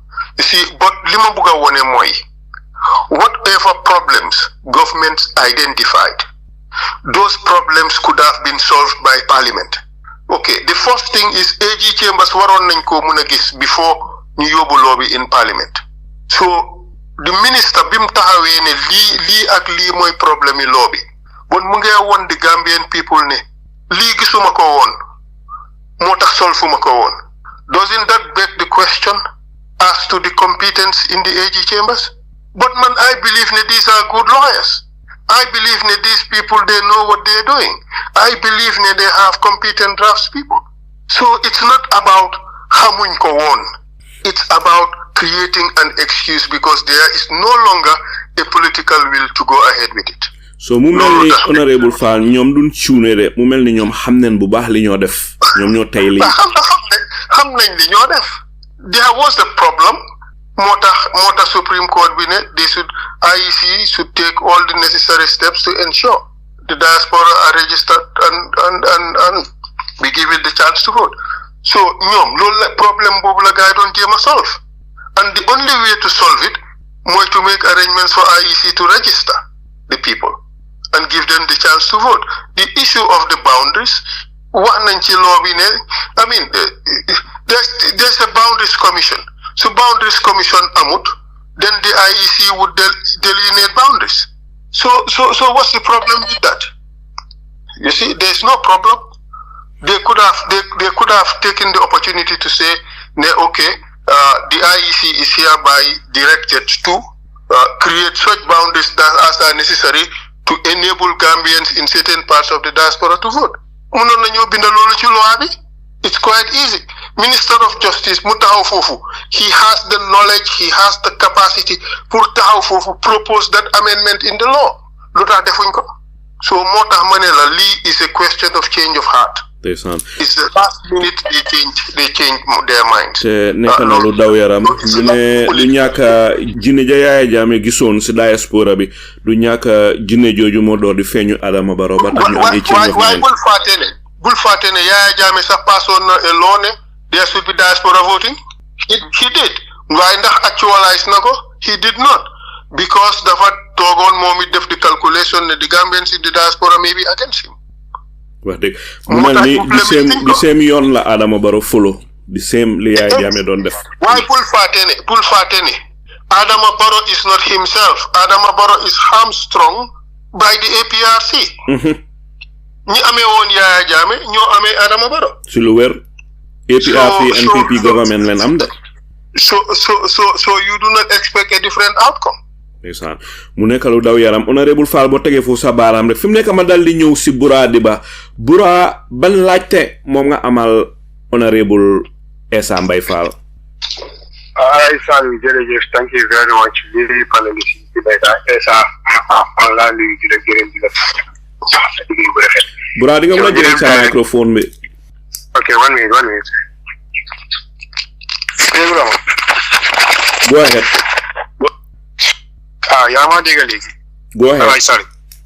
Ok, man maa ngi gërëm Essa di ko gërëm di ko sant bu baax a baax. Yeneen issues yi nga xam ne ñi accuse yooyu lañ jël wax na ko waaye before ñu ñëw fii am na ku nga xam ne ñu ngi ma call ñu nekk Italie bu ma siyaayee ne comme Essa Faal muy ñëw fii tey. So ñoom tamit ñu am lu nga xam ne wax nañ ma ko pour ma ko Essa. So ma bëggoon Essa su ko làkkee su ko ansee si olof mu summarisal ma ko rek si Mandinka. Because soxla pour mun ko si TikTok. moom mooy Gambian yi nekk Italie ñu si ëppa ñu nekk Italie ñu jël Italie soo ko laajtee si olof ba pare nga laajte ko si Mandinka su ko defee Honourable Faal dina ko tontu si olof ba pare bamtuwaat ko si Mandinka. Yeah, thank you very much. Waaw ñu nekk Italie ñu ne dañ dee am problème si yëfi comme ID card pour renew seen document yi nga xam ne Italie loolu foog nga am sa national document pour mun ko renew so dañ si dee soona di yónnee xaalis Gambia léegi ndeysaan ñeena ñu lekk seen xaalis so di nga ko am mu leen a indil like gars yi di am big deal si loolu so ñu ne bu lii xewee tamit am na ñi nga xam ne call nañ MPP MPC di leen wax ne lu tax ñoom ñu aaye diaspora vote ñoo ngi tamit wax nañ leen ne soo gisee ñu aaye leen ko because yéen a ngi nii ñun ñu ngi try pour put measures pour yéen seen ID cards yi nga xam ne moom ngeen di renew seen passeport yi ngeen mun koo am te government bi amuñ xaalis so looloo tax ñun ñu reject lii pour government bi ñu prépare xaalis pour mun a yéen seen kayit yi ngeen di renew ngeen mun koo renew on time so mbari nga Essa nyininka mun na wolem jani mina jam mo dole commandele ko nga Essa nyininka ba itolla passport pour ya change munu be Italy aka kole ya itol fe bakele tumori ka kodole ki Gambia pour yeta falinge ila passport bari jama ko do fa ko tinyale up and down kasoto pour yela kaytol falik aka kole yetol bulu bak yaji ko kabide nyin diaspora voted ya reject itolye National Assembly modol kolle mu ya ko itolle be je ko itolle sponsor nyin luwala kula tambi so wal fanana ta foye ko atol fama kole ya ko al kamuni soto Italy pour kala passportol faling wo fama ni yaje wo buka keno ananta kala nyaadi ko sati jamal ka ke nyaadi man sakundale man ko do soto wo karola ya tinale ko ite carte o fayno la duira kaytol fama aka kole ya pour ite ya soto so ye dine sambala ro dinna ngana ti Essa pour Essa fana ñi jaabi isaje mol fana salong mine be keri ala barka jërëjëf Bura Honourable Faal Bura kontaan naa trop ci sa appearance fii ak ci laajte bi am na solo trop soo bàyyee xel suma présentation bi sax wone naa ne am na time sax ñun suñ nguur gi ID card sax mënuñ koo joxe driver's license mënuñ koo joxe passport mënuñ koo joxe mu ne in fact sax for the longest time, a lot of our national documents were given to Semlek. Muneka Lunyao, because these are symbols of our sovereignty. Luyomba ni defar lulu, ID cards. Sa munuloko defaral sabopa, whole deka luma. That's a national disgrace. Nga wara jël lulu jox ko company bo xamne mara deytane di accusation siñ am rek for corruption ci adina si du jeex. Te I mean, if truth be told, the deal with Semlex was shrouded in mystery, and that deal was very murky and opaque. Ñu bari nekké nañ ci millionnaire. So but that angle is not my problem. My problem is the fact that these symbols of sovereignty jëluñ ko jox ko Gambian. In fact, dañ ko nango ci Gambian buñ faté la ko ne Pristine mo doon defar li. A Gambian company, veritable Gambian company mo doon defar li. Ñu nangu ko ci ñoom jox ko Semlex. It's a national disgrace.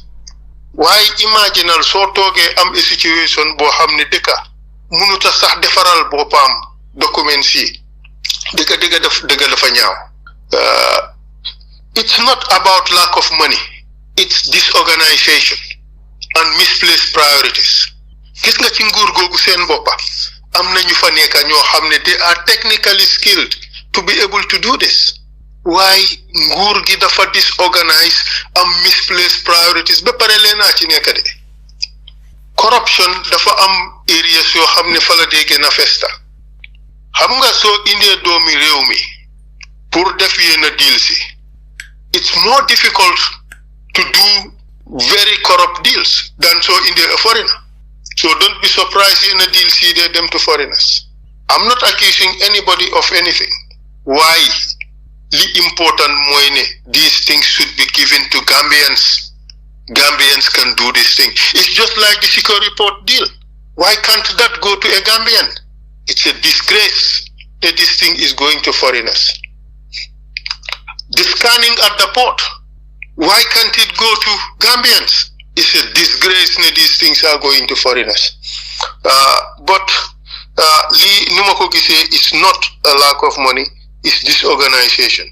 But the reasoning the MPC joxe, it's just also another excuse. But the fact of the matter is, Gambia warna muna organize bopam be nga xamne these documents could be issued in Gambia by Gambians and can be issued in the embassies by Gambian embassies, or even changes can be made at consular offices. It is a massive tragedy. The Gambia government cannot organize itself to do that. Bepare diga na sax ni ñene ñi ci embassy si da nga lu wara nek 1500 dañ la charge ay 3000, which is terrible. So badi ngol nkami fonu mu ñinete ñin na ñim man sakunda among organize wala tinna nga ñim problem sol soto andung aliya lonko easy talede pour que corrupt practices ke ni ini ñimbe dil la mu forinaleti bari ni Gambian leti abe difficult la abe koliyala wala tinna jama ka prefer pour que transactions ke ni foreigners la ajube dorom na passportol na ID cardol driver's license abe juma le bulunun abe Semlex le bulunun munatin na imadi Gambian na Pristine le ka kenu wala munatin na imamurundi Pristine bulu bari yata ya di Semlex andung aliya lonko ñing Adama Barrow government Pristine ala deceased owner ay a critical role le play pour Adama Barrow la man sekunda yeke. I was there and I know I was in Dakar at the time. So these things ñing fengol ñanna di la Gambians wala pour Gambians kake bari ni man sekunda sita ka foyeko man ID card dadano man passport dadano man driver's license dadano fubo man te masiboti abala fa warata man sekunda leman organize wala tinne ñimbe kake. So excuse ñing MPC min deal la excuse lem dorom ko di ko wonte is disorganization wala tinne ñimbe bekela. So nga wole jabi no ala barko. jërëjëf Honourable Faal si tontu boobu fi mu nekk ma dal di ñëw si apply ban laajte moo nga amal Honourable Mbye Faal. Thank you, sir. Alay Salu. Assalamu alaikum. My new Tuambokai and all the panelists and our chief guest, Mr. Mbye Nagatwas Mbye Faal Malaniu, very well and highly welcome. My dear brother Manla Degulu Buba with keen interest as a youngster and a newly formed party with all calibers. And you can be a bulldog if you wish and if you have the pragmatic. But listen to the no statement. TRRC bi also report bi luta Barrow acted si. This night shortly mom administer bi dem ne wan dañu prosecute ya jama teamam bi. John Maha ñew jox the same compensate victims. Luta legi bente Barrow munta act on your report of the TRRC. Thank you. My info because caution fila. Ablay Jerejef, thank you for the kind words. Truly appreciated. Jerejef ci laajte bi. I think Barrow himself mo gëna mëna ansal bopam. Lan motax actu ci TRRC report. Man yaga na di wax ne there is no political will to implement the TRRC report. For one simple reason. Moine, a big chunk of TRRC recommendations required any significant financial outlay to implement them. The answer is pretty obvious. So I can tell you authoritatively, a big chunk of the TRRC recommendations do not require any significant financial outlay to implement them. Mahanga Barrow's government is not Barrow. Barrow's government is Barrow ak APRC. And the accountability part of the recommendations, more the hot potato for Barrow. There's a lot of pretense, there's a lot of politicking going on around that. Why Hamga since 2021 and 2022 rather, Mange Wonene, he's playing games. It's all about the survival of the Barrow government and not the wishes of the Gambian people or implementing the constitution of our country. Because the constitution says he must uphold the laws of the country. TRRC then had 268 recommendations and they approved 265 and issued a white paper to that effect. So Munge Melni, this is a judgment of the High Court that has been accepted by the Gambia government. So the president's primary responsibility is to uphold the constitution and the laws of the country. But then he is doing us a great disservice by not doing what the law says. Why? Comme ni ma ko explainer rek, this is a government bo xamne it is run by people yo xamne dañ am a lot of experience from since APRC days. They know how to manipulate things. So dañoo defal two things: tick box exercise and kicking the can down the road. So games yooyu la ñoo play the Gambian people.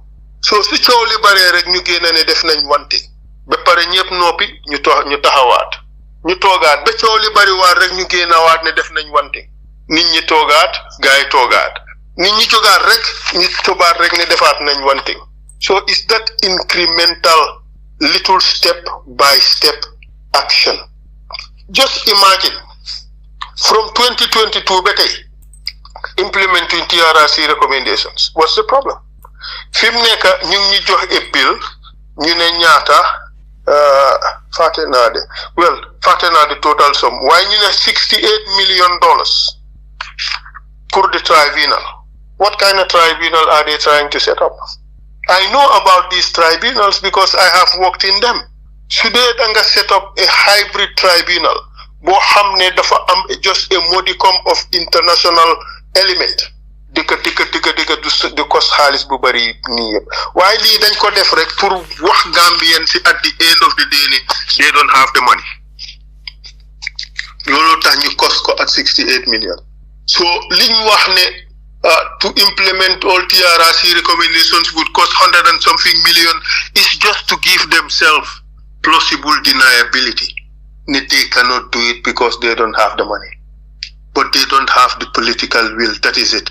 You see, the accountability part of the TRRC, more the balancing of the equation as to whether a Barrow government will remain or whether a Barrow government will fall. And I will give you an example. Xam nga lan moo tax su fekkee ne gars yi dañ xam ne suñ indee di dossier against Jammeh, they lose APRC supporters. But duñ ko indi. So they promising Gambians, we are going to bring it, but they will never bring it. Okay? So suñ expecté ne okay, seen diggante ak APRC dina yaaxu ñu door di coow ne dinañ prosecute. So moo tax ma ne la, this is not something they are going to solve now. It is the stick they are going to hold against APRC. You guys are with us or we will prosecute. If you're not with us, we hit. Moo tax they passed the laws, they made the arrangement with ECOWAS. Understand nga? But they have no political will to do it. Gis nga su Barrow win on 2026. Rek you see a different person. But egaaguñ foofu. So looloo tax ñu nekk ci situation bi. So moo tax ma ne la, I don't think there is political will at the moment. It is just a political tool that they are using to clobber APRC, to bring them in line. That is their bargaining chip. Foofu laa ci tollu. Go ahead, apply. Ma lay ko question bi mooy ne moo tax this diaspora vote bi loolu tax su mbokki foñ yi ñëpp dañ join vote to deny we the Gambians outside. C'est the statistic of the new vote agents, the Fonyi region. So they are comme li nga ko dama ko connect ak sa wax bi li nga wax ne there is a trap for the APRC pour ñu support by Barrow by force. So mooy ne moo tax ne the Fonyi region MPs yooyu fa nekk rek in parliament, they support either the failure of the whole Gambia for the interest of APRC pour prosecute Yaya Jammeh, loota guys support Barrow to throw the bill outside. Jërëjëf. Kaddu boobu I support rek. Thank you, sir. Jërëjëf apply fi mu nekk ma dal di ñu. Okay, go ahead, Honourable Faal. Foog na am na loo bëgg a comment si loolu. No, man, okay. It's an interesting observation, but I did not make the connection. Okay. But all I was just trying to explain more. Mane, what I am just trying to say more, man, lila gise the NPP strategy. And I offer no other opinion on it other than man nila gise the NPP strategy. So that's all I wanted to add. Thank you. Jërëjëf Honourable Faal fi mu nekk ma dal di ñëw si Dudu Ndaw. Dudu ban laajte moom nga amal Honourable Faal. AG Radio asalaamaaleykum panelis yëpp déglukat yi maa ngi leen a nuyu di nuyu suñ special guest bi tonight Honourable Essa Mbye Faal of APP-Sobeya. ñu ngi laa nuyu di la welcome once again on AG Radio. Honourable li fi jaala bari na comme ni ko Alaaji Saliou waxee ñu ngi ko nuyu moom it suñ host di nuyu suñ brothers panel si yëpp fi nga xam ne fa lañ tollu ci jamono biñ tollu nii muy lii nga xam ne moo di failure of this bill this part of the bill muy section 14 bi nga xam ne gars yi génne nañ ko si election bill 2021 bi moom laa bëgg a di faatu rek ay diaspora vote te ku xarañ gis nañ ne ku xarañ nga tamit si mbiri diaspora voting ku ci def ay yëngu-yëngu yu bari lañ ñu ngi ko follow ba pare ñu ngi laan ndokkale once again tamit si li nga xam ne wanga support to the last by election bi nga xam ne happen na in December ñu tamit ñu ngi ko gis mu nekk another step to another level boo xam ne gis nañ ne Gambian opposition bi yëpp ñu ngi try to go on in one line which is a hope for us fi nga xam ne loolu la bill bi indi tey ñu génne diaspora si discrimination la rax ci dooli bokk na ci li nga xam ne def nañ ko mooy aayeen seen yelleef comme fundamental rights yi nga xam ne Gambian bi am na ko ci soo demee si constitution bi section 17 mu ngi wax di ko fundamental rights and freedom under loolu 26 mu ngi wax di the right to political rights waaye upon all that 39 mu laa indil ne Gambian bu nekk rek dafa war a am registration te yëg nañ li nga xam ne xappoon na ci court si so lii nga xam ne ñetta yi nga xam ne wax naa la ko based on ñetti points yi di section 39 section 17 bi ak 33 bi nga xam ne mooy discrimination according to the Gambian constitution National Assembly ñoo def lii lan nga foog ne moom ci yow si sa perspective as a leader of in one of the opposition parties lan nga foog ne moom moo trigger o moom moo nekk di cause suñ gaay yi muy suñ National Assembly members yi lu em ni lu rëy comme nii nga xam ne constitution daf ñu jox right act of parliament jox ñu right even the election decree 1996 jox ñu right ba léegi ñoom ñu war a toog seen biir néegi député yooyu dem di vote against this do you believe ne the president is behind this or do you think that this is just due to the National Assembly's lack of representation for the people of the Gambia? Thank you.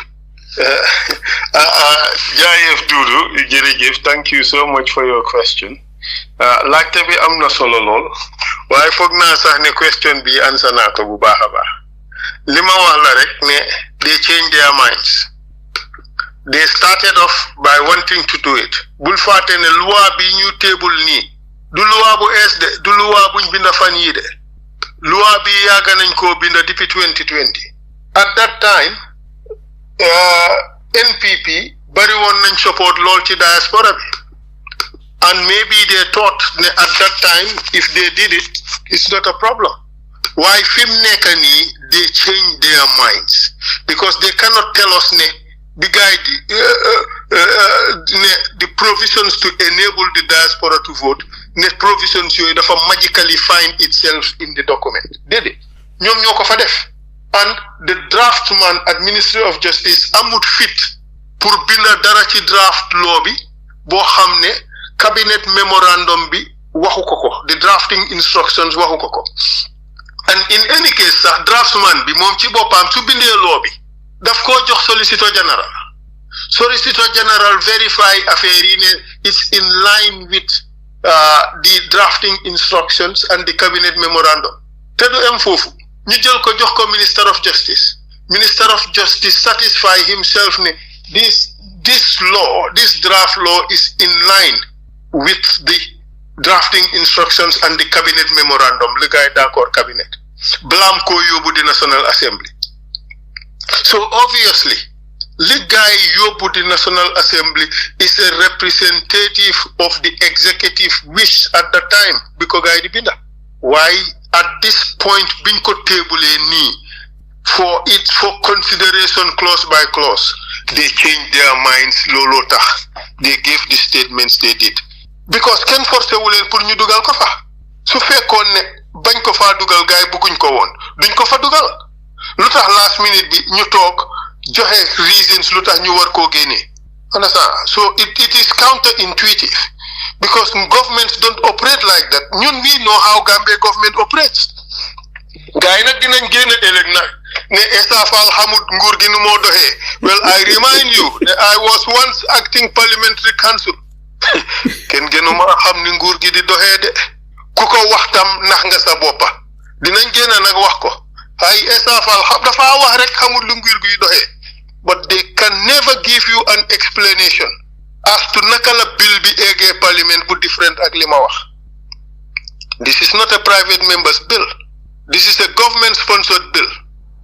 ñana ko fa yóbbu di attorney general. So naka la attorney general bi di yóbbu bill boo xam ne is against the wish of the government. xam nga attorney general du def loolu.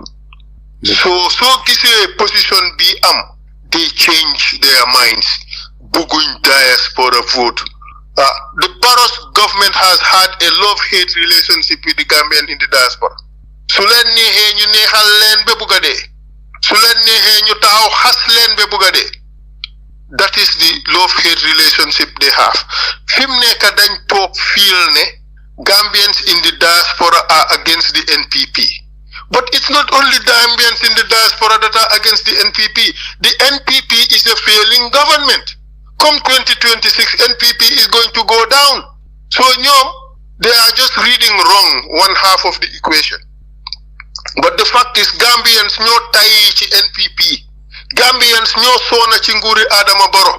Nguuri luubal, nguur goo xam ne every sector of this country is assembles.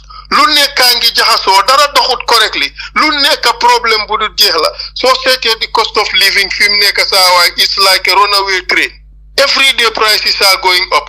Danga toog Gambia sax essence amut, courant amut, airport sax courant gi fay. Look, we just have a semblance of deka. Nothing ci deka bobu is going right. So don't expect this thing would go right too. Problem si dañ bari liko waral rek moy dañ am government bo xamne is not focused on doing things in the interest of the Gambian people. Their primary focus is themselves and their own interest. So the so-called steps you guys def generally is their own selfish interest. So lolo tax dañ wara Gambians dañ wara ñew support APP-Sobeya ñu génné fi nguur gi. Taxawal nguur gu correct nguur go xamne its primary occupation is uniting the Gambian people around one objective, which is to develop the country and not to develop a group of people or to safeguard or foster the interest of a group of people. Gaay li ñoo def xam nañ ko de. Dañ ko def ak bot yu ubbeeku. At the last minute they change their mind. They know ne li nekkut in their interest. Li nekk seen interest is to self-perpetuate themselves in power. Loolu la gaay bëgg de to perpetuate themselves in power. Loolu la gaay nar. Looloo tax ñu yank this provision. I hope that answers your question, my brother. Jërëjëf Honourable Faal mu am lu angale wax angale daldi ne a journey of I don't care will lead you to a land of had I known. Olof Njaay daldi wax ne kuy lekk ak nit ku dul suur da ngay téye sa loxo ba te ku munut bawoo sa dëgga-dëgga lu yaxu yowa. Li nekk na lu daw yaram. Tuesday, March 4th, 2025 bés bu lëndëm la in the history of Gambia. Mooy bés bi nga xamee ne foofu sa néegi député ya NPP ak NRP ak ñenn ñi si Independent National Assembly members si ñoom manko daldi xañ diaspora bi sunu aha ak sunu yelef ne ñun waru na oote ji mu nekk lu daw yaram. Fi mu nekk ma daldi ñëw si Mr. Baboucarr Mbodj. Mr. Mbodj ban laajte nga amal Honourable Essa Mbye Faal? Waaw Alaaji Saliou maa ngi nuyu panel si yëpp di nuyu suma xarit Essa man nag tey dama leen a bàyyi man ma déglu because I don't think ne I'll be doing justice bu fekkee ne dina bokk si ñuy laajte and Essa knows the reason why because he is a childhood friend so practically nekk nañ xarit for almost 50 years so Alaaji Saliou yaa ma bàyyi leen yéen yaa ngeen def laajte bi man ma déglu tey. Déedéet yow foo jaar nga laajte sa yow sax yaa am lu bari loo war a laajte nit number 1 Essa sa childhood friend la number 2 te yaa ngi yëngu si politics yaa ngi nekk parti bi ñoo ooyo doy yow li nga war a laajte bari na de waaye bon rek ma daldi la laajteel rek mun laa laajteel. Honourable Faal dafa am lu Gambien di dee wax ñu ne sun political leaders yi they are so serious dundee joke léeg-léeg kafa ñin ñi pour ñin ñi xam their humanity. Waaw yu demee noonu ñu leen ko dee wax li ma la bëgg a wax rek Mbodj pour nga laaj ko Honourable Faal mooy lekk yi ban la si gën a bëgg a mbaxali gerte ndax cuy yàppa ndax palasaas ndax suppa kanja ban la si gën a bëgg a xam nga Alsalo yéen Essa bi ngeen xam man Essa bi ma xam dafa uti. waaw xam naa loolu waaye ñu laajteel ma ko loolu rek. waaw nañ bàyyi loolu rek yow parce que. ndeysaan olof dafa ne ànd bu yàggee rek déggu li wane na ne seen ànd yaa Honourable Faal dafa déggu. Alaaji xaaral ma correct Baboucar. Baboucar du suma xarit. Baboucar suma broda la. ndeysaan. amut luñ àndut bokka amut luñ defut together. ndeysaan. te defuñ ko as just xarit. dañ ko def as brothers. ndeysaan. So I just wanted to say that. So lu ma nit xam-xam mun naa wax ne Baboucar gën na ma laa xam. So bon nag mbir mi mënut a passé loolu. ndeysaan. jërë ngeen jëf. bon donc dinañ jégal Baboucar ndi te daanaka Baboucar mooy yow yaay moom te nit ki doo laaj sa boppa. jërëjëf Alam Saliou waaye nag definitely maa ngi déglu and it's really interesting and I wish ne people be ñu door ñun ñëpp ñu put house in order ñu door di dégluwante and ñu bàyyi being sentimental and ñu door di seet lat boo gën pour réew mi comme li Essa di wax. I believe ne am na ini even though bokkuñ parti man ne amun naa la ko wax ne am na ini pour Gambia because he's somebody I know very well and somebody xam naa ne def na lu bari pour nit ñi pour Gambia. ma jox la benn un exemple rek Alaaji Saliou boo xam ne nit ñu bari xamuñ ko. amoon na time boo xam ne pour am xarit Tabaski was a problem in this country. xam naa ne Essa du bugg a sama loolu waaye man naa Essa we got into that venture. Alaaji Saliou amul dara lu gën a métti loolu. li nga bëgg a wax mooy lan mooy ne da ngeen daan jaay xar yow yaa Honourable Faal. Honourable Faal jaaykati xar la woon. No, and we have never done it for profit, Alaaji Saliou. mun naa la wax ne we have never done it for profit te mun naa la wax ne mboolem ku ñëwaan foofu noonu da nga am xar by force. so lan moo tax ngeen ko daan def bon. We think ne it was necessary to do. pour dimbale ñun ñi. You can call it that. Why ñun dañ believe on ne we as Gambians we were just trying to show the people that look amul benn business venture boo xam ne is off limits for Gambians. And we did that. Can you imagine ñu ñëw ñu taxaw kii ki la nga sol suit ki la nga sol xaftaanam xam nga yaa nga ñëw ñuy waxante yoo xar. And we never had any complex about it. Yes, and that is the kind of person he is. But let me give you one story. This Baboucar, ñu ngi jaay xar. maa ngi gaare a brand new Infinity, one in town. Kenn amu ko ci dëkk bi. Ndeysaan. Okay. maa ngi taxaw di jaay xar. suñ friends yaa ngi ñëw toog ñun ñëpp campé di him ataaya. The crème de la crème in Gambian society ñu ngi toog. From top businessmen to lawyer to doctor to ordinary guys ñun ñëpp ñu ngi toog. It showed Gambians something ne comme ni ko Baboucar waxee su ñoo ut nothing should be off limits nit ki waruloo rëy be yéenay doo ko def daaka loo xam ne is in the national interest ba pare man li ma ci gënoon a dugal at that time mooy ne dinaa ci am jaamu yàlla benn bés ñu ngi jaay xar am na benn meer dafa ñëw indi jox ma xaalisam ne ma suma doom ma ndee lii laa am xaalis bi ay mun naa waat ne dafa nuru luñ dencoon la ci place yoo xam ne ma ndax ngelaw du ko laal for over a year di nga ko gis parce que ay yuñ danka la xam nga xam nga you know xam nga different bundles of it xar bi mu bëggoon ñu ngi ko doon jaayee 8,000 maire bi xaalisam foog naa was 4,950 also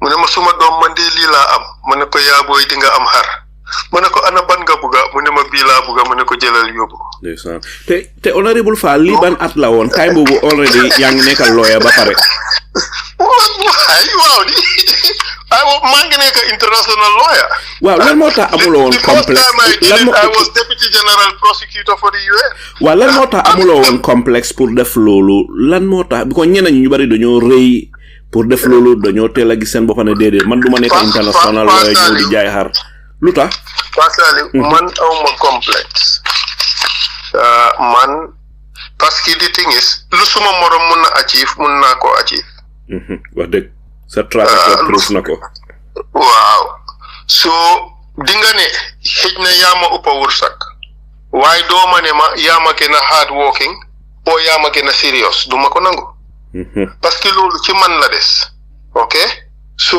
moo tax awma complexe I did what I thought ne is right mun ngeen naa fàttaliku am na benn year boo xam ne am na lu xewoon de was not likely ne xar dina am so I mean I brought about 500 xar loolu bari na di Honourable waaw because dañ panigoon ne xar du am understand nga dañ panigoon ne xar du am nit ñi duñ am xar te li time Yaya Jammeh la woon waaw time Yaya Jammeh la so xam nga I can't recall all the things that happened but dañ panigoon ne xar du am that year there was also a problem with Western Union foog naa they were closed for some reason Western Union doxut ci période Tabaski bi ba pare xam nga Yaya Jammeh ngi indi about 5,000 xar anyway you know so yeah something happened daal we were panicking ni xar du am so we had to bring that number of xar you know and you know xam nga lii nekkul business boo xam ne léegi-léegi sax danga ci am profit most of the time Baboucarr man I can't remember was really making a profit as such a lot of the time dinañ recover suñu xaalis xëj na su ñoo amee profit mooy xar yi ñoo maye yow la profit bi nga am rek mooy coono wow but anyway I think let's go back to the focus of the conversation I don't like talking about me but the fact of the matter is ne rëy lu amul njëriñ jaay lii jaay lali amul njëriñ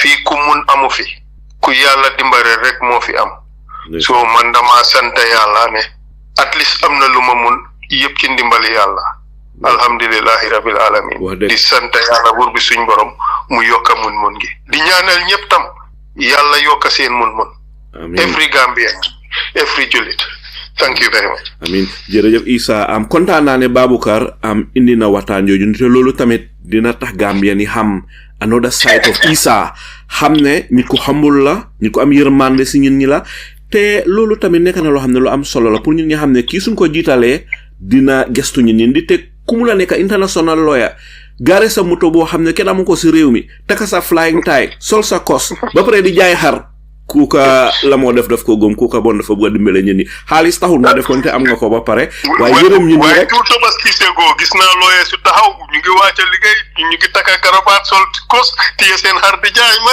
ne alhamdulillahi rabbil alamin yow nag yaa xam nga yëpp Essa Tabaski bi di ñëw nag looyee yi dina yokk looyee yi jaay xar léegi fi business bi nag ko xanuba looyee yi ñooy jaaykati xar yi jërëjëf Honourable Faal fi mu nekk ñu daal di may Iliman Jallow Iliman yàgg nga si line bi te yaa ngi Gambia ban laajte nga amal Honourable Faal. salaamaaleykum Alaaji Saliou maa ngi jégalu bu baax a baax di leen wax yéen ñëpp Ramadan Karim di déglu programme bi try bu baax despite ne network bi baaxut waaye sa moom diggaa ne yàlla moom mbokk la te dañ dee wax nañ foog na few times and dama am benn laajte ak yóbbante dafa am yóbbante bu ma waa Banjul yóbbante waaw waa Banjul ñu ne xam nga soo waxtaanee benn nit ñaari nit ñetti nit ñeneenti nit ñu wax la benn wax loolu daanaka wax jooju war na ko mun a nangu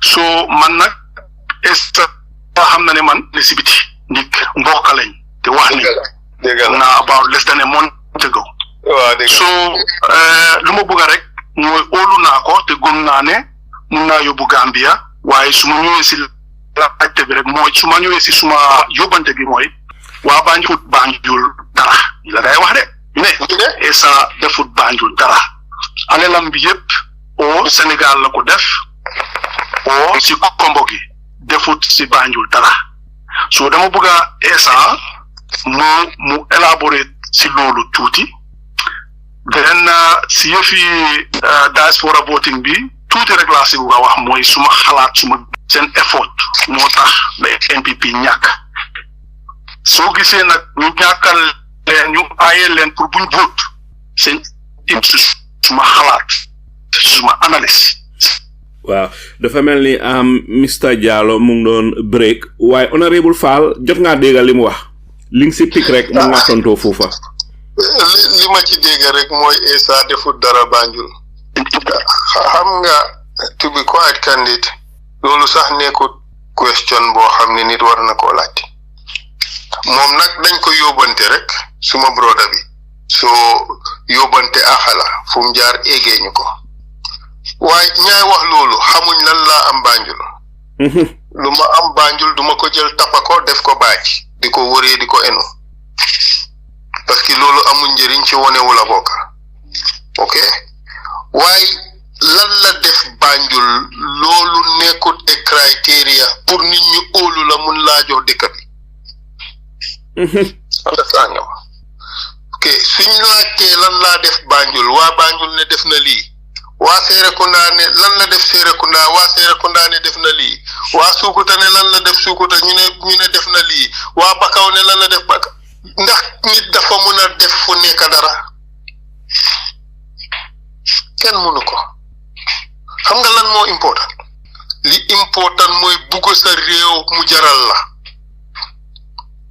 nobody can question my love for my country ndax am naa leneen feneen man wax naa leen ne sàccuma xaalisi Gambia pour invest ko feneen waaye ñoom ñu ngi toog xool seen sàcc yi ci dëkk bi ñoo xam ne dañ sàcce seen xaalis ci dëkk bi dem investi ko yeneen dëkk yi su fekkee ne am interest la kay ñooñu lañ war a am interest pour toppaleen ci sàcc giñ sàcc alali réew mi yóbbu ko feneen waaye man sàccuma dara ci réew mi su doon am naa dara feneen sax loolu should not be a problem it's normal pour nit mun a am investment foo xam ne fa la gëm ne profit dina ko fa am man am naa kër Sénégal so what is the problem for anybody ba ma koo am Sénégal dafa am reason bu tax ma am ko Sénégal su ma ko amoon Gambia tey xëy na mun naa am ñàkk naa ko because of the political dispensation in Gambia at the time you see te ñiy wax loolu yëpp ñiy laajte all that question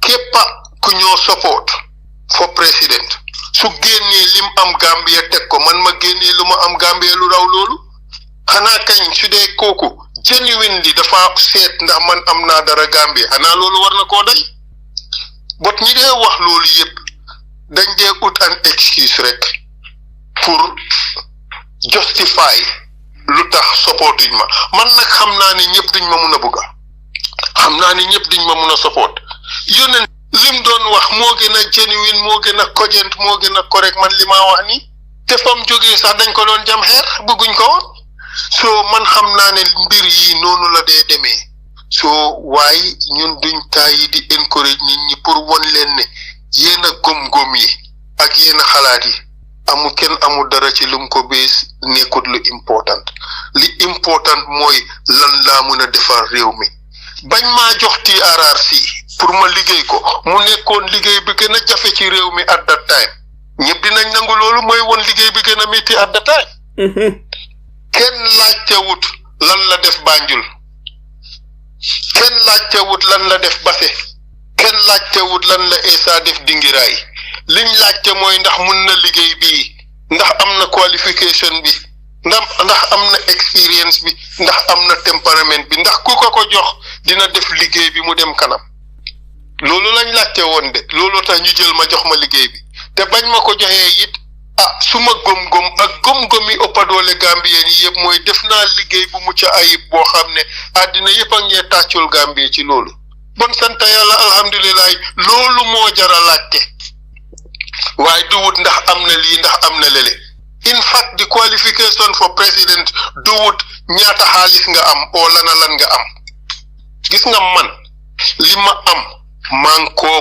bokk ak waa Gambia ku ci mun a am ku ci yàlla def sa wërsëg nga am ci sudee lu ndaw la sax man noonu laay dundee suma àddina it's not about dajale naa lii it's not about dajale naa lale loolu yëpp amul sens li am solo mooy bul def sa boppa nga nekka liability ci sa dëkka te man I am a living example ne xosul naa enough ba nekkuma liability suma réew xosul naa enough ba yàlla may ma loo xam ne war naa mun a dimbale suma réew loolu moo am solo so suma broda si nekka Banjul ma fàttali leen ne ba Adama Barrow taxaw kenn laajte ko lan nga def Banjul kenn laaju ko fa de liñ doon xalaat mooy ne kii day mun na ñoo séef ci suñ problème biñ nekk ni ak keneen so these kinds of questions nekkul questions yoo xam ne really am na so much importance waaye ñun dinañ ci waslu ku ñu laaj duñ doyadiloo dara duñ tuutiloo dara ku ñu laaj dinañ la jéem a tontu ci njëkka ak taranga ak ci yar ak teggin waaye leneen li ma bëgg a wax mooy ne ku bëgg a xam man lan laa def ci réew mi affaire bi nëbbuwut man nee naa leen 1994 si laa door liggéey Gambia government 1994 def naa commissions of inquiry pour Gambia xanaa loolu liggéey bi important la luubali xaalis yi fi amoon yëpp maa ko génne def ko ports def ko Gamtel def ko GPTC def ko GPMB ak several other state owned enterprises xanaa loolu kañ liggéey bu important la maa nekkoon legal advisor to the army nekk legal advisor to National Environment Agency xanaa loolu liggéey bu important la ma nekk acting parliamentary council in Gambia xanaa loolu liggéey bu important la ma nekk lawyer buy dem court musuma lose case Gambia xanaa loolu liggéey bu important la jóge fa nekk acting parliamentary council kiy bindal luwaa yi nguur gi di ko yóbbu parliament di advice gars yi xanaa loolu liggéey bu important la nekkal Gambia at the UN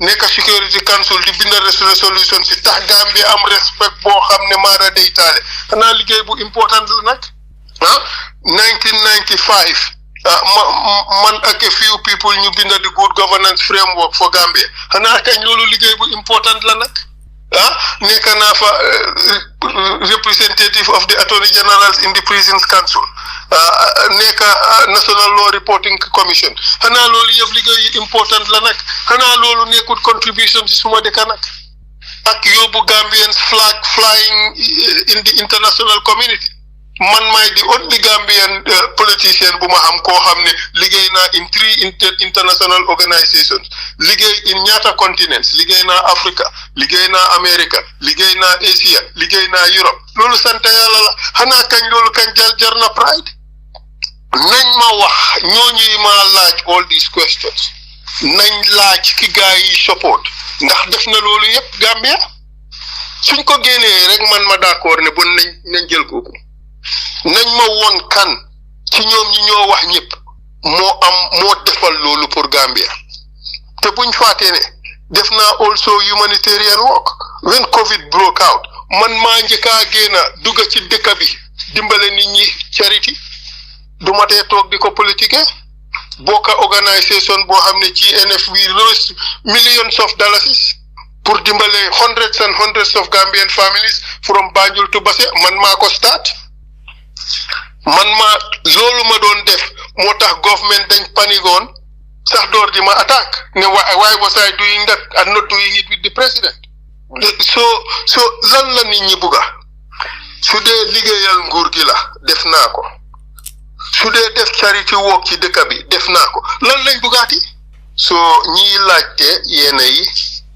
perhaps maybe ñàkk a xam a tax so that's acceptable waaye rek may leen naa woon ne li ma def Gambia bari na te am na liggéey bu ma def boo xam ne ok bu ma nekkee UN man maa négocier pour for the first time ñuy yóbbu Gambians in peacekeeping missions through Aïssatou Ndiaye Seydi la convincé Jammeh pour ñu allow loolu te loolu is the most successful program in Gambia.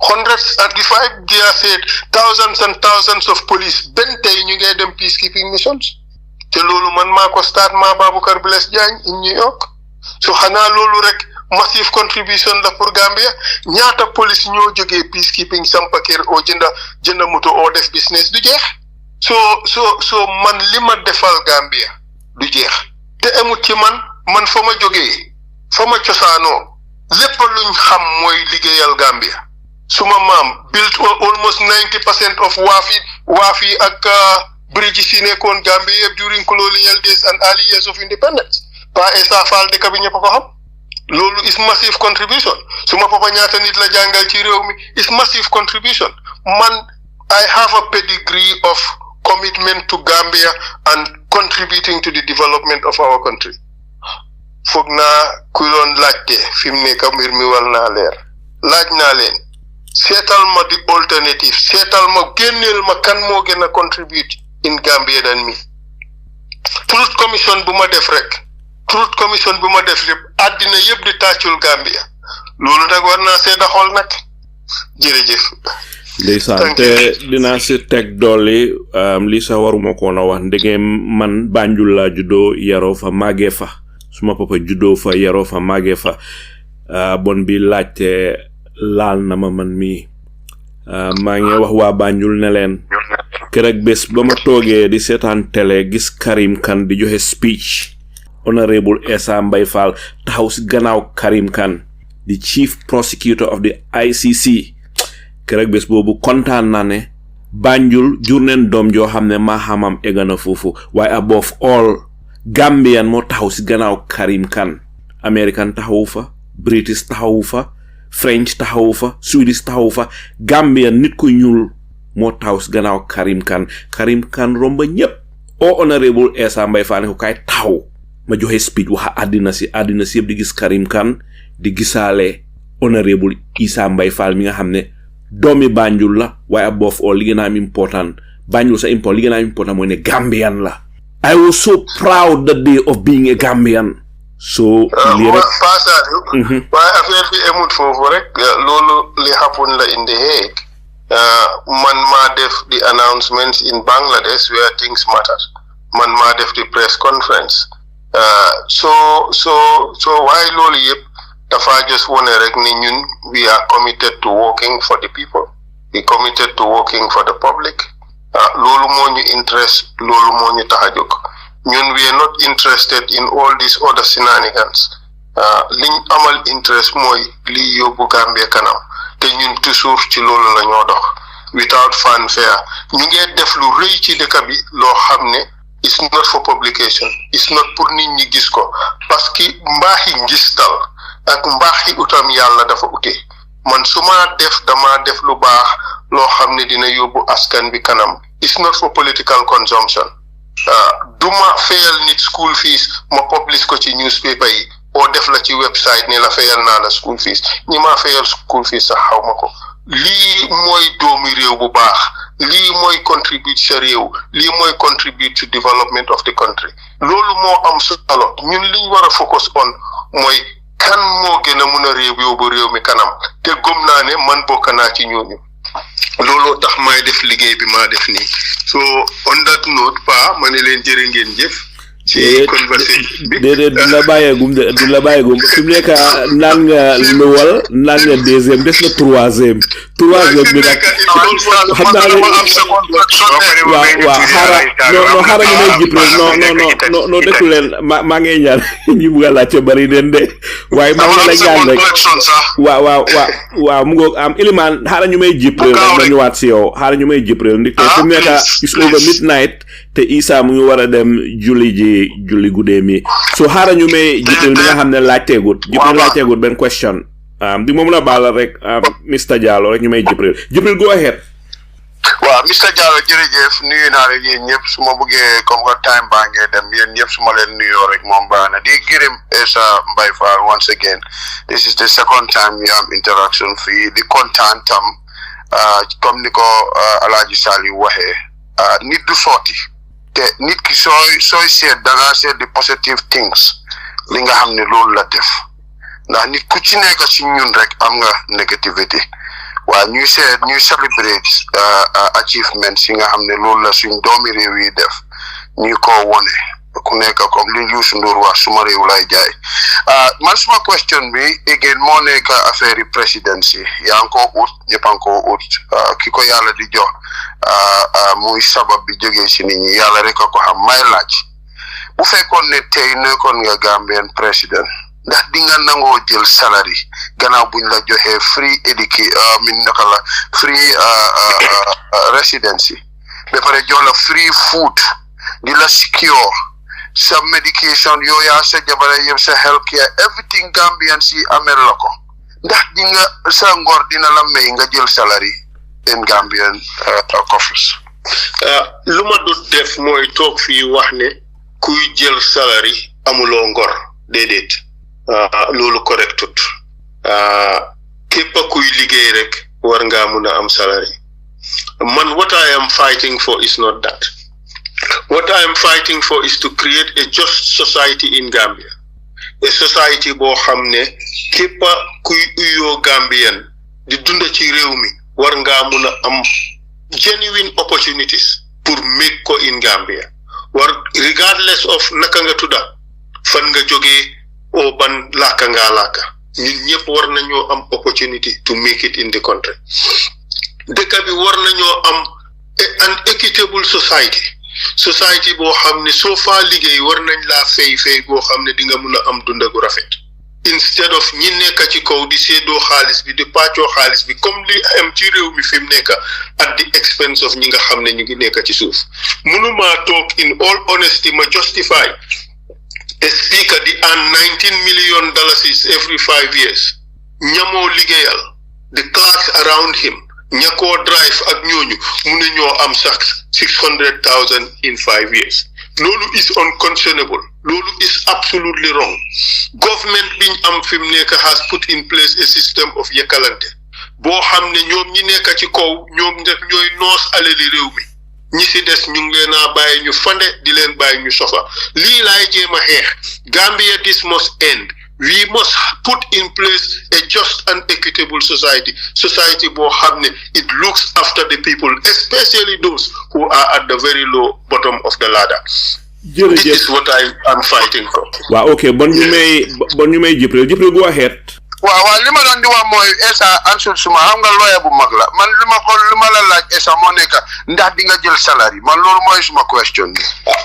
xam nga Jibril loolu dafa nekkut ci man suma gis-gis dafa nekkut lu significant it's a personal choice at the end of the day xam nga nit ki mun naa jël salary doo xam lam koo defee ba ma nekkee TRRC jël naa salary but the salary was only intended pour compensate ma for my travel cost waaye tam ba ma ko jëlee it li ma ci def liggéeyal yàlla laa ci def every time la ma jël dama koo joxewaat nit ñi pour dimbalante suma diggante Gambian people bi but that is a personal choice so ndax nit ki dina jël salary ou du jël salary loolu ci man suma gis-gis nekkul lu significant mooy ne ndax there is equity in the society parce que man mënuma understand mënuma accept ñu pay président $500,000 a month ba pare ka koo drive amee sécurité during that period ñuy koo fay $5,000 a month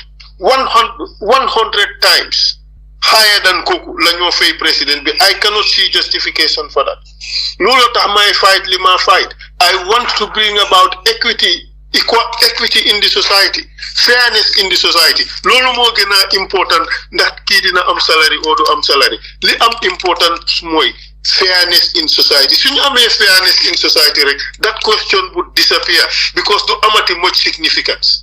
That is what I am fighting for. So I am fighting for bigger things than these little individual things. Mun naa fee talk tey ma promise ne man duma jël salary but soo demee ba egga fa nga gis a reason why you must take the salary mun naa tam nekk di reverse nga ne di nga jël salary nga dem ba egga fa gis reason bu tax doo jël salary nga ne doo ko jël but this is an individual choice but it's not much of a significant issue for me. This significant issue is the bigger picture. What kind of Gambia are we trying to create? Are we trying to create a Gambia in which those at the top enjoy at the expense of those at the bottom? Man, that is what I am trying to fight. I am trying to bring an end to that. An end to a situation bo xamne Gambians ñi nekk ci kaw rek ñoy enjoy, Gambians yi nekk ci suuf di suffer. Buguma loolu la bëgga end. Loolu tax may xeex di xeex. Di leen ñaan nak ngeen ñëw join ma ci xeex boobu ndax ñu génnee fi nguur gi nga xamne luubal ak yaaxal la fi nekkee. Indi nguuri APP-Sobeya ñu jël Gambia teg ko ci loxo yu óor teg ko ci the right path teg indi values yoo xam ne mooy tax Gambia dem kanam jërë ngeen jëf loolu laa amoon pour wax thank you very much. jërëjëf Honourable Faal daanaka laajte yin bugal laajte du fi xëcc Honourable Faal nga daal di tàggatoo Gambian yi ana fan ngay tàggatoo ak Gambian yi ana lan ngay ñaax Gambian yi ak nguur gi li ma jéem a wax mooy topic conversation bi tey mooy the issue of diaspora voting. Man, I think ne government bi dañ make a terrible mistake. Def nañ loo xam ne tey tax na Gambians in the diaspora gis seen boppa ne néewal nañ leen doole. Te li tax ñu néewal leen doole ajuwut ci loi dafa aju ci xalaati jàmbur ak doole gi mu yaakaar ne moom la am ci réew mi moo tax mu def loolu.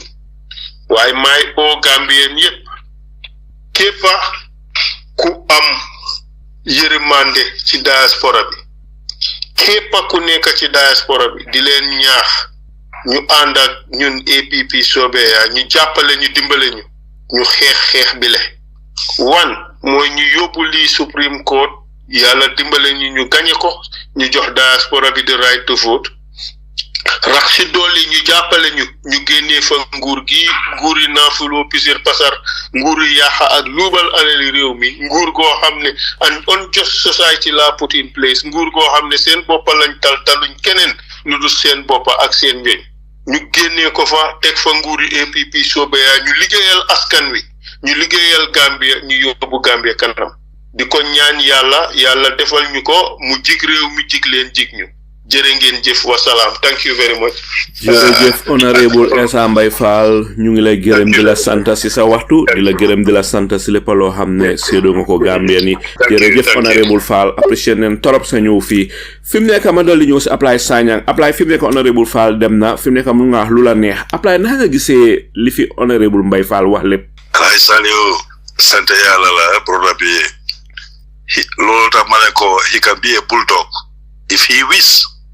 Because he's a human resources that ñu Gambians yi mun nañ ko ndamoo but practical bi lay moo des si Gambian yi Alay Saliou wax yi bari nañ xameewuma the practical part of him loolu laa munta xamee si moom xameewuma loolu lu tax loolu mooy ne gis ne Adama Barrow lu moo plan dem na bi am fit Adama Barrow fal nañ commencé moom 2 years to 3 years 3 years 5 years 10 years so Adama Barrow's interest is above the Gambian people won nañu true column so mistake bi ñëpp ko bokkale so Adama Barrow daf ñu ko teg si ko asset so it's time now Gambians yu ñëw to the table Adama Barrow ñu fight ko ñu get ready for the job ñoom Essa Faal pare nguñ de because bente ñu amuñ combination bi nga xam ne dinañ def join communiquer to counter Adama Barrow kon ñu ngi ko massage ñu ngi massage Adama Barrow is controlling narrative te mu ngi am plan am nag bu waxos toog na si audio mi ne léegi am na fit jël naa ñemeñ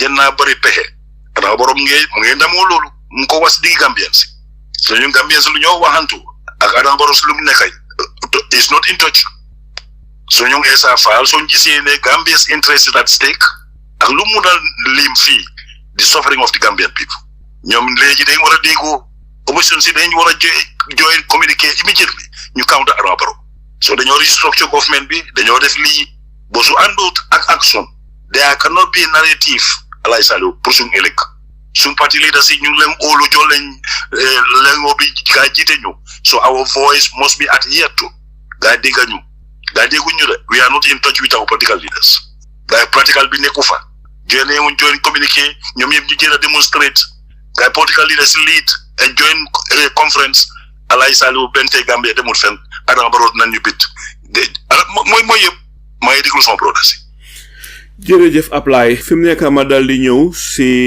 Iliman Diallo Mr Diallo xam naa ne amoon na laajte yu bari yoo bëggoon a laaj Honourable Faal ñu ngi jégalu ne waxtu bi alaawuñu waaye fi mu nekk naa nga gisee waxtaan bi ak lan nga am pour wax Mr Diallo.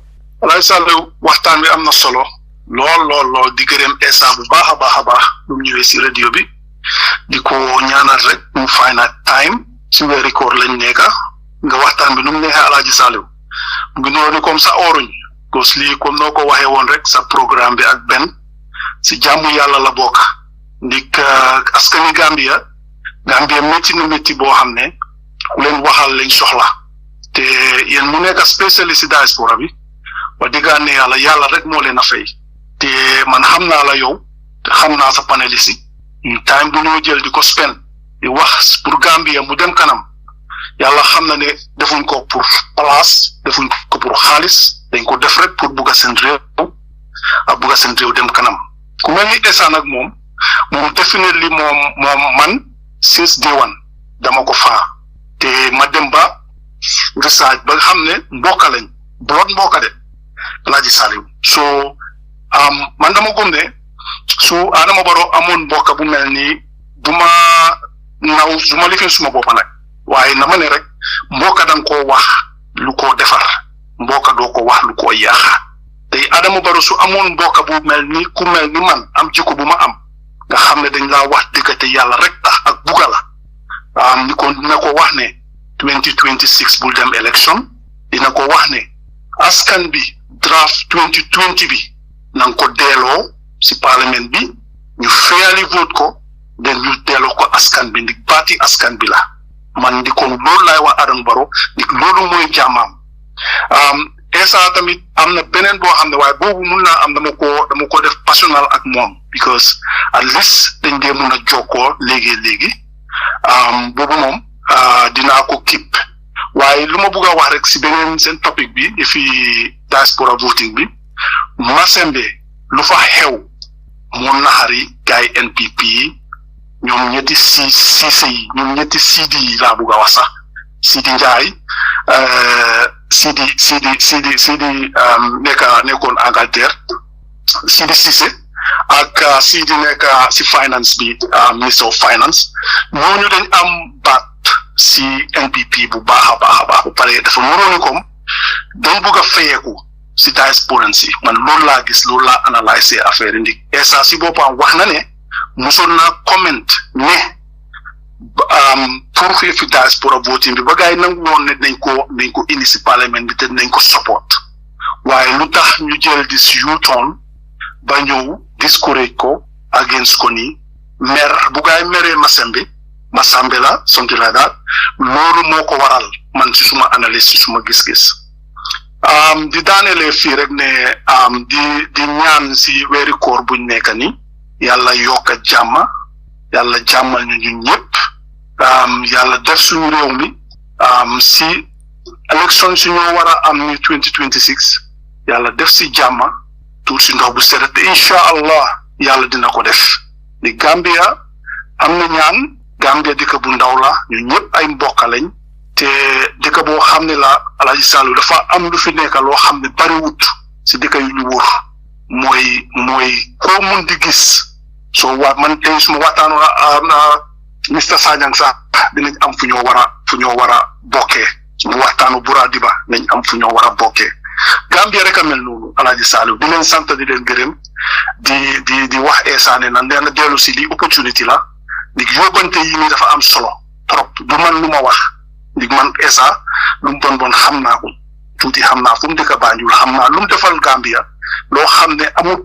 gisuma suñ doomi réew ku àgga si level boobu su pour mu nekkat suma président man loolu dinaa ko ndamoo te xam naa ne dina def liggéey boo xam ne Essa a new government a new cabinet in Gambia te Essa bokku si man Iliman duma am satisfaction to be honest and loo gisee may laajte suma hard questions yi nii yëpp mooy rek pour ñoo xam ne ñu ngi nelaw si réew mi spécially waa Banjul nit dañ gëm ne Essa waa Banjul la foofu la beesam war a nekk te man gëm naa ne su waxtaanee waa Banjul rek dinañ déggoo te foofu beesam la war a nekk Essa dafa war a jël Banjul because foofu mooy boppi réew mi su ko defee ñu mun a easily proceed to State House te man loolu laa bugga yal na ko yàlla defal ñu jàmm Alaaji Saliou asalaamaaleykum wa rahmatullah maa ngi na déglu jërëjëf Mr Iliman Jallow ñu ngi lay gërëm di la sant si lépp loo xam ne séddoo nga ko askan bi ak laajte yi nga laajte yëpp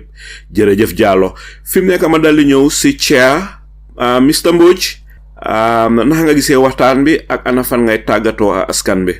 Alaaji Saliou gis naa ne daal yaa pare loo ma mucc si waxtaan bi daal.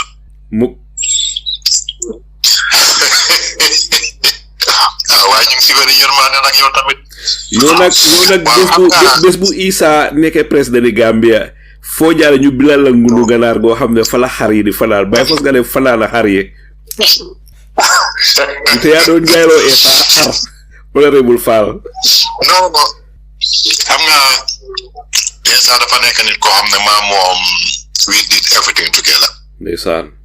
Can you imagine suñ life yëpp ba ñu nekk xale ñoo daan def pati kër daan ci kër all those things. waaye bàyyi la gu foofu bala gaay NPP di ko use tomorrow use ko ëllëg against ko bàyyi la gu boobu. non yaa ku nekkutoon Banjul rek moo defutoon daan ci kër so boobu moom waaye Banjul moom everybody has a history. So waaw ñun we are grow up together and comme ni nga ko waxee man maa ngi doy everybody knows that nëbbuwut and Essa moom ngi Sobeya. Alaaji Saliou could you believe me he haven't changed anything. It's still the same. Last week lañ mujjee wax we still talk as nothing happens. Man fu ma mën a fàttale ko benn yoon laa musa dugga online because dama dee avoid people get engaged too much when it comes to nit ñi already waaye fa Essa because dama dee believe ne it's a waste of time for me because man the Essa I know and the Essa people know is a different. Benn yoon laa musa dugga online and I had to set the record straight. Mooy so many remember bi gaa doon wax ne dafa jënd si moto Yaya Jammeh yi. And I had to go and say that no, that is not true. Because Essa bi mo jënd moto boobu noonu man I was the witness. And moto bi mu ngi ko jëlee woon Bijilo si benn waaye Saraxule ñaari moto la jënd that same day and I was the witness for both cars. So ñu doon wax loolu di ko tuumaal waxun dëgg de. No. It has nothing. Alaaji Saliou man mun naa la waatal ne dara ne ko si dëgg dara. Because I was there. So c'était kiti gis nga sax ya moto bi mu la wax ni sax ne infinity bi Alaaji Saliou moto boobu ñëwee Gambia man maa ko njëkk a dawal because man maa ko génne ci port bi. That is how close we are because man time boobu I was having an IT company BMD Solutions. So ñun ñëpp we always have been doing our own things, but musta change dara. Even today, we have different political beliefs and systems, and change dara. Man bi ma nekk xale la nekk doy, and that was in the 80s. So man am doy. Essa is Sobeya, and we all believe we can contribute to the development of Gambia. Little more important, and as long as we do it honestly and genuinely, so li wara baye moy ne personal attacks nañ set the character of the person ak li nit ki mun na contribute towards the development of this country. I think the little more important. Ñaaw na rafet na xees na njool na gàtta na yooyu yëpp it doesn't matter. Because you yep amal Gambia njëriñ li amal Gambia njëriñ rek mooy lan nga mën a contribute pour Gambia dem kanam. So na nit ñi bàyyi loolu xel bu baax a baax and ñun ñëpp we don't need to agree on the same thing every time. Yoon yi bari na as long as we are all going to Banjul then it's fine because bu ko wax ne all roads lead to Rome. So man comme Gambia so all roads lead to Banjul most capital. Waaye nag ñun ñëpp nañ leen jàppante and ñu put Gambia force and seede naka la ñuy wéccee Gambia loolu la ay ñaax ñëpp. Jërëjëf Mr Baboucarr Mbodj Chia yow itam wax dëgg ñu ngi lay gërëm di la sant si sa waxtu di la gërëm di la sant si laaj tey lépp loo xam ne séddoo nga ko askan bi fi mu nekk nag tey xaw ma nag Buraadi ba ak Jibril Fadiye ka nay tëj bunti kër gi. Bura moo ko tëj waaw xam naa ne yaa ngi war a dem jiite ji naafila soo ñu daldi la may Jibril waaw Jibril yow la nga yaa bo bëre waaw loolu laa doon xalaat tey waaw Trump laa jiite tey trop bëre quel ministre ma de am naa ne su 7h di jot rek gars dañ ma oo moo tax ma ne xaaral dama doon jàpp suma taalube bi waaye daal tey mënu maa jàpp boppam bi tey xam naa loolu li Baboucarr Mbodj wax yëpp yaa ngi yàkkamte mu daaneel rek su ko fee nga wax waaw muy ñëw bi ma nekkee xalal doy la ma naan ko yow kay ñëpp am nañ ne doy nga waaye soo Jibril ana fan naka nga gisee waxtaan bi ak ana fan nga tàggatoo askan bi. jërëjëf waxtaan bi am na solo I was so emotional man biñ ba ma déggee ne gars yi dañ ñu reject gars yi digga man dama ne duñ koor because mboolem koo xam ne nii reject nga lii xam nga ne sa kir wala sa mbokka am na diaspora yi luñ la njëriñ all of them nag laa wax ñoom ñëpp ñi ko vote na ñun la ñoo aaye ñun ñuy Gambians dika Gambia waroon ñoo ameel employment ameluñ ñu employ ñun ñu struggle ñi stowee ñi jaar backway ñi jënd visa ñi lu nekk nit ñi def nañ ko pour génn dem uti indi ko te ku am itam yaa ngi xalaat pour indi ko Gambia li Baboucarr def li Essa def ak keneen li nga xam ne loolu lañ def ñu ngi woon outside buñ amee luñ mujjee ñu ngi nii ñibbisi nañ Gambia di dimbale nit ñi kon bu fekkee ne ñun génn nañ ñun fàttewuñ leen ñun ñu fiñ nekk nii doo dee comfortable fii moo tax ni nga comfortable sa dëkka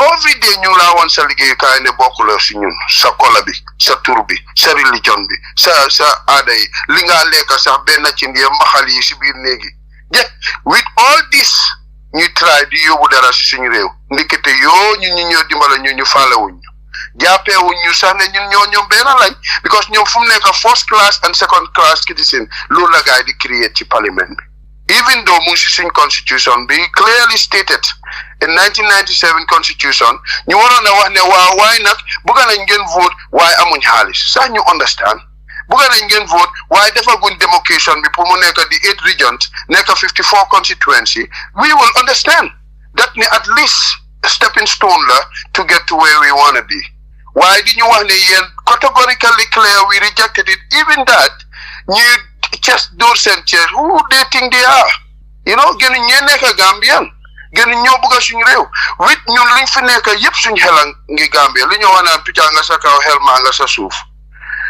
put the emotion aside ban njëriñ la amal Gambia pour ñu bridge Europeans yi amuñ diasporian population like we do now because ñun dañoo génn di ut greener pasture ñi di ut education pour dellu liggéey suñu réew what can we do Gambians yi nga xam ne ñu ngi outside léegi bu fekkee ne gars dañu war a retire nga xam ne fu mu nekk ñu ngi reach to retirement age lan lañ war a def pour ñu mun a build the bridge between the diasporans and the Gambia pour brain drain bi nga xam ne tubaab yi ñoom loolu lañ good for ñun naka la ñoo mun a fight back to make sure we retain what is ours loolu mooy dañu waroon a allow ñu vote the next stage mooy dañu war a allow ñu am MPs boo xam ne moo understand the diasporians problems su boobaa ñooñu mun a address those issues nga xam ne dinañ mën a yokk di remittance yi nga xam ne from 16 to 30% ñu mun a seet how we can adjust that as a challenge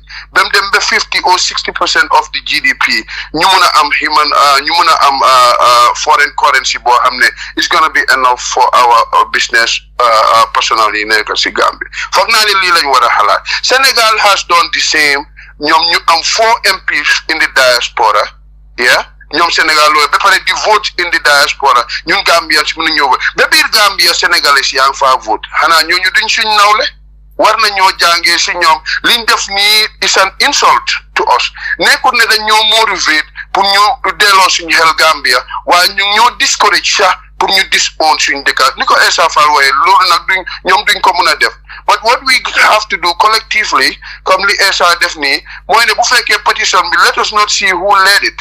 It's not important. Li important moo nekk nañ leen wan ne ñun tam we are Gambians te ñoom luñ mën a def ñun mën nañ koo double and this is exactly what we have to show our politicians. Ñi nga xam ne ñuy selfish lañ. They are very selfish. And I said it. As it can go to the record. They are very selfish because seen bopp rek lañ gis. Ñun ñoo jënd seen t-shirt yi, ñoo jënd seen mbaxana yi, ñun ñoo leen a rental gele-gele. ñun ñoo jënd seen asobi ñun ñoo sponsor all political parties in the Gambia ñun ñoo leen a sponsor let any one of them come out and tell me kenn du ma wax man am an executive of a political party and I'm a chairman of a political party duñ gor because jërëjëf ndeysaan dëgga daw na yaram Tuesday March 4 2025 bés bu lëndëm la in the history of Gambia mooy bés bi nga xamee ne NPP NRP ak ñeena ñi ci APRC ak ñeena ñi ci independent no I'm sorry baalal ma ne dinaa la interrupt fii APRC benn voted Sirif voted kii naka la tuyaati Suleiman Jammeh voted Honourable Almami Jiba vote na Almami is not APRC he is not APRC ci ban parti la nekk moom ñoom they are independent candidate Honourable Almami Jiba nekkut APRC. It's not APRC, it's independent candidate. APRC green box lañ am te ñun ñaari député rek lañ am moo nekk Sirif Sarr ak Suleiman Jammeh. This is the only APRC candidate in the house. So, mel ni Jibril APRC can vote against the diaspora vote. No, all of them voted. Even Speaker didn't vote. Speaker didn't vote. Sirif Sarr didn't vote. Suleiman Jammeh dafa vote ne pour diaspora si vote. One person voted, the other people abstained. Waaye lan mooy sa tontu si ñi nga xam ne ñu ngi wax ne APRC dañ vote ndite Almami Jiba APRC la nekkoon lan mooy sa tontu. waaw fu mu nekk nii si House of Parliament bi ñaari APRC candidate rek moo fa nekk ñaari APRC MP moo fa nekk ñun ñi taxawaleen foo ñi yëpp dañ daanu only independence yi ñoom ñoo win because dañ taxawal APRC box ba pare ñu taxawal independence so independence yi ñoom ñoo win so APRC lose all four votes they are not APRC they didn't stand on behalf of APRC amuñ flag yi APRC amuñ the logo of APRC and they are not in the party. Okay, but for the sake of the record baax na Jibril nga dal di leeral loolu waaye mbokk yi bala maa ñëw si buraadi ba rek bu leen mus di fàtte bési talaata ñeneenti fan si weeri March atum 2025 tolloog bésub weeri koor ñeneenti fan si bésu weeri koor ay Gambian député ñi nga xam ne ñu ngi liggéey si néegi député yi si leen dem dal di rey diaspora vote bi diaspora bi Gambian yi nga xam ne ñoo nekk bitim réew bokkun Gambia ba tax na waru na am droit pour war a oote ji te ñun diaspora bi 2024 $776 million si leen record te uppa na ko sax nit am na xaalis yoo xam ne mu nga dugg Gambia te kenn recordu ko 31% of our GDP ñun diaspora bi ñun ñoo ko amee ñun su fekkee ne dañ teewoon suñ loxo ñi coono Gambia dineen bari waaw fi mu nekk nag nguuri Adama Barrow gi màtta na loxo bi nga xam ne mooy dugal mooy saxal seeni gémmiñ pour ñuy lekk lii nekk na loo xam ne lu daw yaram la in the history of Gambia fi mu nekk ma dal di ñëw si buraadi ba bura yow yaa amee caabi bunti kër yi naka nga gisee waxtaan bi ak ana fan ngay tàggatoo askan bi. Alay Saliou ma ne ko jërëjëf waaye suma broda nag Mbuuj su fekkee ne bugutal la te question Mbuuj bul di fàtte sa broda dema mi sa question si Mbuuj parce que amoon naa yu bare yi nga xam ne moom laa bëgg a laajte maa ngi doon bu yàkkamti le pour Mbuuj ne béy naa suma question yu bura next time waaye Alay Saliou ma ne ko jërëjëf Essa Faal moom ñu ngi ko sant di ko gërëm bu baax a baax really because man li ma nee si affaire am rek moom daf dee dem direct to the point so soo gisee MPP ak President Barrow mayin ko jaama di ko sotti lu nekk because li gaay di mbubo loolu la dee génnee ak misleading message yi gaay nekkee di réeral Gambian si Essa Faal loolu la dee ko loolu ñoom mais ko jaama bàyyi President Barrow la it naa fu mu taxaw du bàyyi Essa Faal demoon na gis nga si NPP sa set congress bi bàyyi fa Essa Faal lu nekk wax na ko last time tamit Banjul gis nga ko mi ngi attaque Essa Faal so te Essa Faal lim ko dee challenge loolu yëpp xoolee njëriñ ji dëkk bi la ak li moo def mu ànd ak loi ak li moo def comme moom président Barrow lim ko dee waxee mooy in the interest of the nation foofu la ko Essa Faal di pousse di ko wax ne li nga defuloo ko si interest si dëkk bi sa individual interest nga topp di ko def te lii arrangé wul dëkk bi yaa ngi tardel dëkk bi yaa ngi dile dëkk bi yaa ngi dile dëkk bi problème bii la mu tey jël ak mi moo tax Essa Faal fi nii ñu di ko may jaama tam ñuy toppa di wax di fabriquer di wax lu nekka so moo bu baax Essa Faal lim ñëwoon fii ni tey loolu tax na trop nag moon na ay questions yu bari because yëpp dem na ñëw na election bi 21 wax na ko mu leer bu ko gaay National Assembly bi yàgg na waaye léegi nag dañ dem di dem like section by section moo tax last one bi on the 4th section 14 la gaay ñëw so loolu moo fi indi Essa Faal li nga xam ne diaspora voting la section bi explain foofu nga dem si beneen section 26 yooyu yëpp explain na ko mu clair waaye bëggoon naa nag Essa Faal nag laaj ko tamit mu wax because ñu ngi dégg information yi nga xam ne mi ngi génn si demarcation bu nga xam ne ñi leen ko bëgg a def after all pour saytu fooñi because gis nañ ne fooñi 5 MPs la am so ñu ngi wax ne rumors yi génn ñu ngi wax ne dañ ko bëgg a démocrate def ko comme benn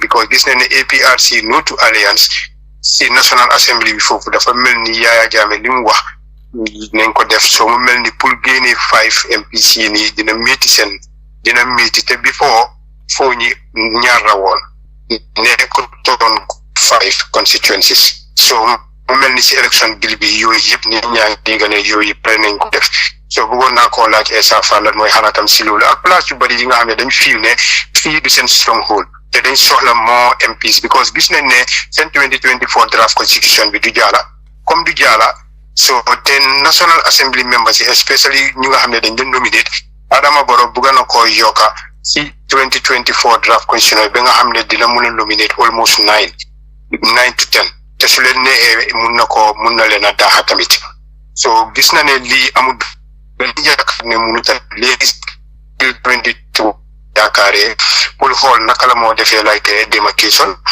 pour make sure limit opposition bi seen number si gars yi di am si National Assembly boobu bëggoon naa koo laaj Essa Faal tamit mooy si election bill bi ba léegi alkaalo yi attestation yi ngi dee joxe nga xam ne Gambians yëpp a ngay jooy because gis nañ ne corruption bi foofu la bi xam ne mooy illegal registration bi te gis nañ ne election bill bi nii gars yi likely na dinañ ko maintain because section si fa nekk soo xoolee from 1 to 157 man maa ngi ko doon follow so mu mel ni yooyu yëpp lu ñuy bugg a maintain la te ñoom opposition bi comme lu ko ay Ablaye Sagnang waxee dañu war a génn ñoom yëpp di def joint press conference pour make sure ne ñu indi attention yi Gambian si ñii nga xam ne loolu lañ pare pour def parce que dañ ko dee def benn te Essa Faal mu ngi ko explain very clear maata di foofu fu nit ñi yuuxoo ñu indi benn xam nañ ni ñoo plié may ni Gambian si te loolu pour ñu génne ko tamit maa si opposition si dañu war a try ñuy def joint press conference together bu ko defee loolu dina mën a gën a indi unity Gambian si dinañ ñu ko defar lii dinañ door di gis ne Gambians yaa ngi unite si ku nekk nga wax parce que ku nekk da nga nekk di wax ne li nga wax si national interest nga ko teg so bëggoon naa nag Essa Faal tamit mu nekk fii amoon na ñeel yi nga xam ne ñu ngi nekk Italie ñooñu faanam lañ so amoon na time waxam bi gars yi jël nañ ko di ko jaxasee Gambian si bu mu waxee ne diw saano kuy dawal saret sax moo ko gën a intelligent something like that gis nañ ne gars yi dogoon nañ foofu di ko siyaa fu nekk ba ñeena ñi react nañ di wax ne Essa Faal dafa yëg boppam dafa fona dafa am aleel ak yooyu noonu yëpp bëggoon naa nag pour laaj ko tamit question boobu noonu pour mu wax ko si soose bu ko defee after ñii di tamit siyaa ko pour ñu dégg moom tam saxta di wax si loolu because loolu MPP ñu ngi ko doon campagne top bëggoon naa tamit pour dem fooda pour Essa Faal tamit because dafa am lu nga xam ne comme jëm bii mu wax ne moom la MPP play bëggoon naa tamit mu ñëw gën a jox Gambian si confidence because dafa mel ni 2021 election bi dafa génnoon bi ne election bi dem joini woon UDP ne election bi fiyaawut waaye after génnoon na mi ne no evidence am na waaye was not enough So as a legal expert, bëggoon naa pour laaj ko yëfi enough lan la because soo sàccee benn also benn la Alaaji Saliou waaye si pour ma conclure rek Alaaji Saliou Essa Faal really man naw naa ko bu baax a baax te bëggoon naa ko laaj tamit ne living bi su ko yóbboo likely the Supreme Court ni ñëw liggéeyee dinañ ko deal bi after the election dinañ nekk di ko deal because experience boobu lañ am with our calls especially Supreme Court Alaaji Saliou jërëjëf Bura Diba si wax yu am solo yooyu Bura yow itam ñu ngi lay gërëm di la sant si sa waxtu di la gërëm di la sant si laajte yi ak lépp loo xam ne gaaral nga ko fii ñu ngi gërëm Honourable Essa Mbye Faal bu baax a baax si teewam fii lépp loo xam ne séddoo na ko Gambian yi ñu ngi gërëm Ablaye Sanyang di gërëm Chairman Baboucarr Mbodj di gërëm Iliman Diallo di gërëm Dudu Ndaw Bura yow itam ñu ngi lay gërëm ak Jibril Fadia mbokk yu tedda yi njiit buñ la jiitalee yéene gi ñun ñi am yaakaar gi ñun ñi am si yow war ngaa def lépp loo mun pour bañ a tas yaakaar yi ñun ñi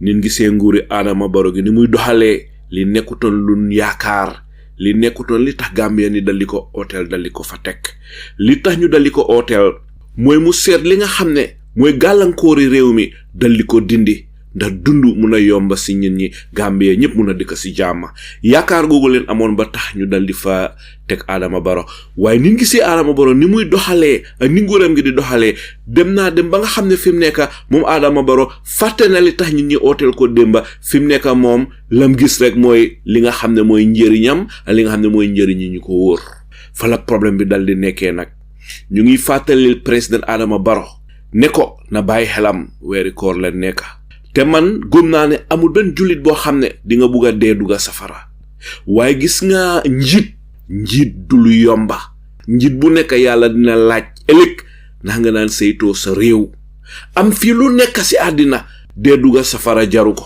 na la jara sa nga ñàkk si àddina dee dugga aljanna man foog naa li ëppa doole si jullit ñi li ëppa doole si ñun ñi loolu mooy li leen a gënal waaye ni Adama Barrow di yóbboo Gambia provoque na ñun ñi ba sonna provoque nañ ñeen nañi sun political leaders si ba sonna fi mu nekk diaspora bi nga xam ne ñun ñoo dundal Gambia ñun lay provoque te nag waaxu mu nga em bunti waaf te puusante sa maraaj la em na bàyyi xelam bu mu provoque ñun ñi ba ñun ñi jël yeneen means pour ñëw pour bugga ko faa génnee buggun loolu ndikte loolu jaaroon nen si yoon boobu amul profit amul bénéfice buggun faa jaaraat te buggun mu puus ñun ñi ba nga xam ne ñun ñi dañoo gis ne this is the only solution loolu buggun ko soo gisee na ñun ñi ñoo toog si radio bi di wax ba bési weeri ko ñëw toog di wax ñun wax ñu wax fii ni si AG radio dañ ko gëm dañ ko gisee jaamu yàlla gisee ko jiaar di te dem nañ ba gis ne li xew Gambia alla foog ñun ñi wax ñàkk a wax mooy safaan gi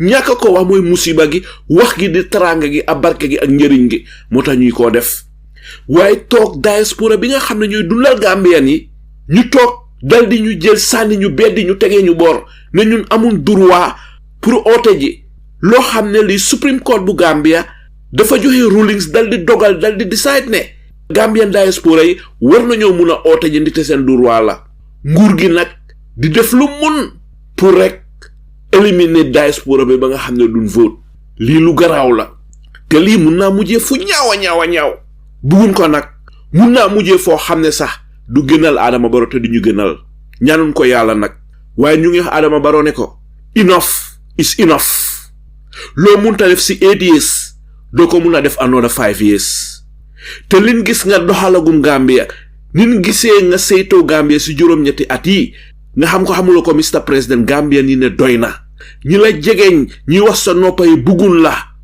bés bu tongi bi longe ba longe wala nga war a dem mile 2 ñaanalun la ko yàlla waaye bés boo doon dem mile 2 ñi la wóor ñi yépp kenn du ñëw mile 2 toog faa yow bàyyil sa xel ni nga yóbboo dëkk bi warut yaa ngi yóbbu Gambia si anam ngoo xam ne lii taxutoon sun maam yi doon xeex pour Gambia am independence bàyyil sa xel si weeri koor gi weeri koor fi mu nekk li si des mooy ñetti week yi man suma laa advice mooy ne la toogal nga xalaat ba si korite sooy joxe sa korite speech toogal nga xamal àddina si yépp ne xamal Gambien yépp ne xamal askan bi yépp ne doo bokk si élection yi te di nga pave the way for a smooth elections lii boo ko defee dinañ la tàccul dinañ la ñaanal te dinañ la gërëm boo defut loolu yoon bi nga jël soo dëgëree bopp ba jaar sa yoon boobu dinga ko réccu ëllëg te ñi la wër ñëpp ñu bari si ñoom dinañ ko réccu te bugalul la loolu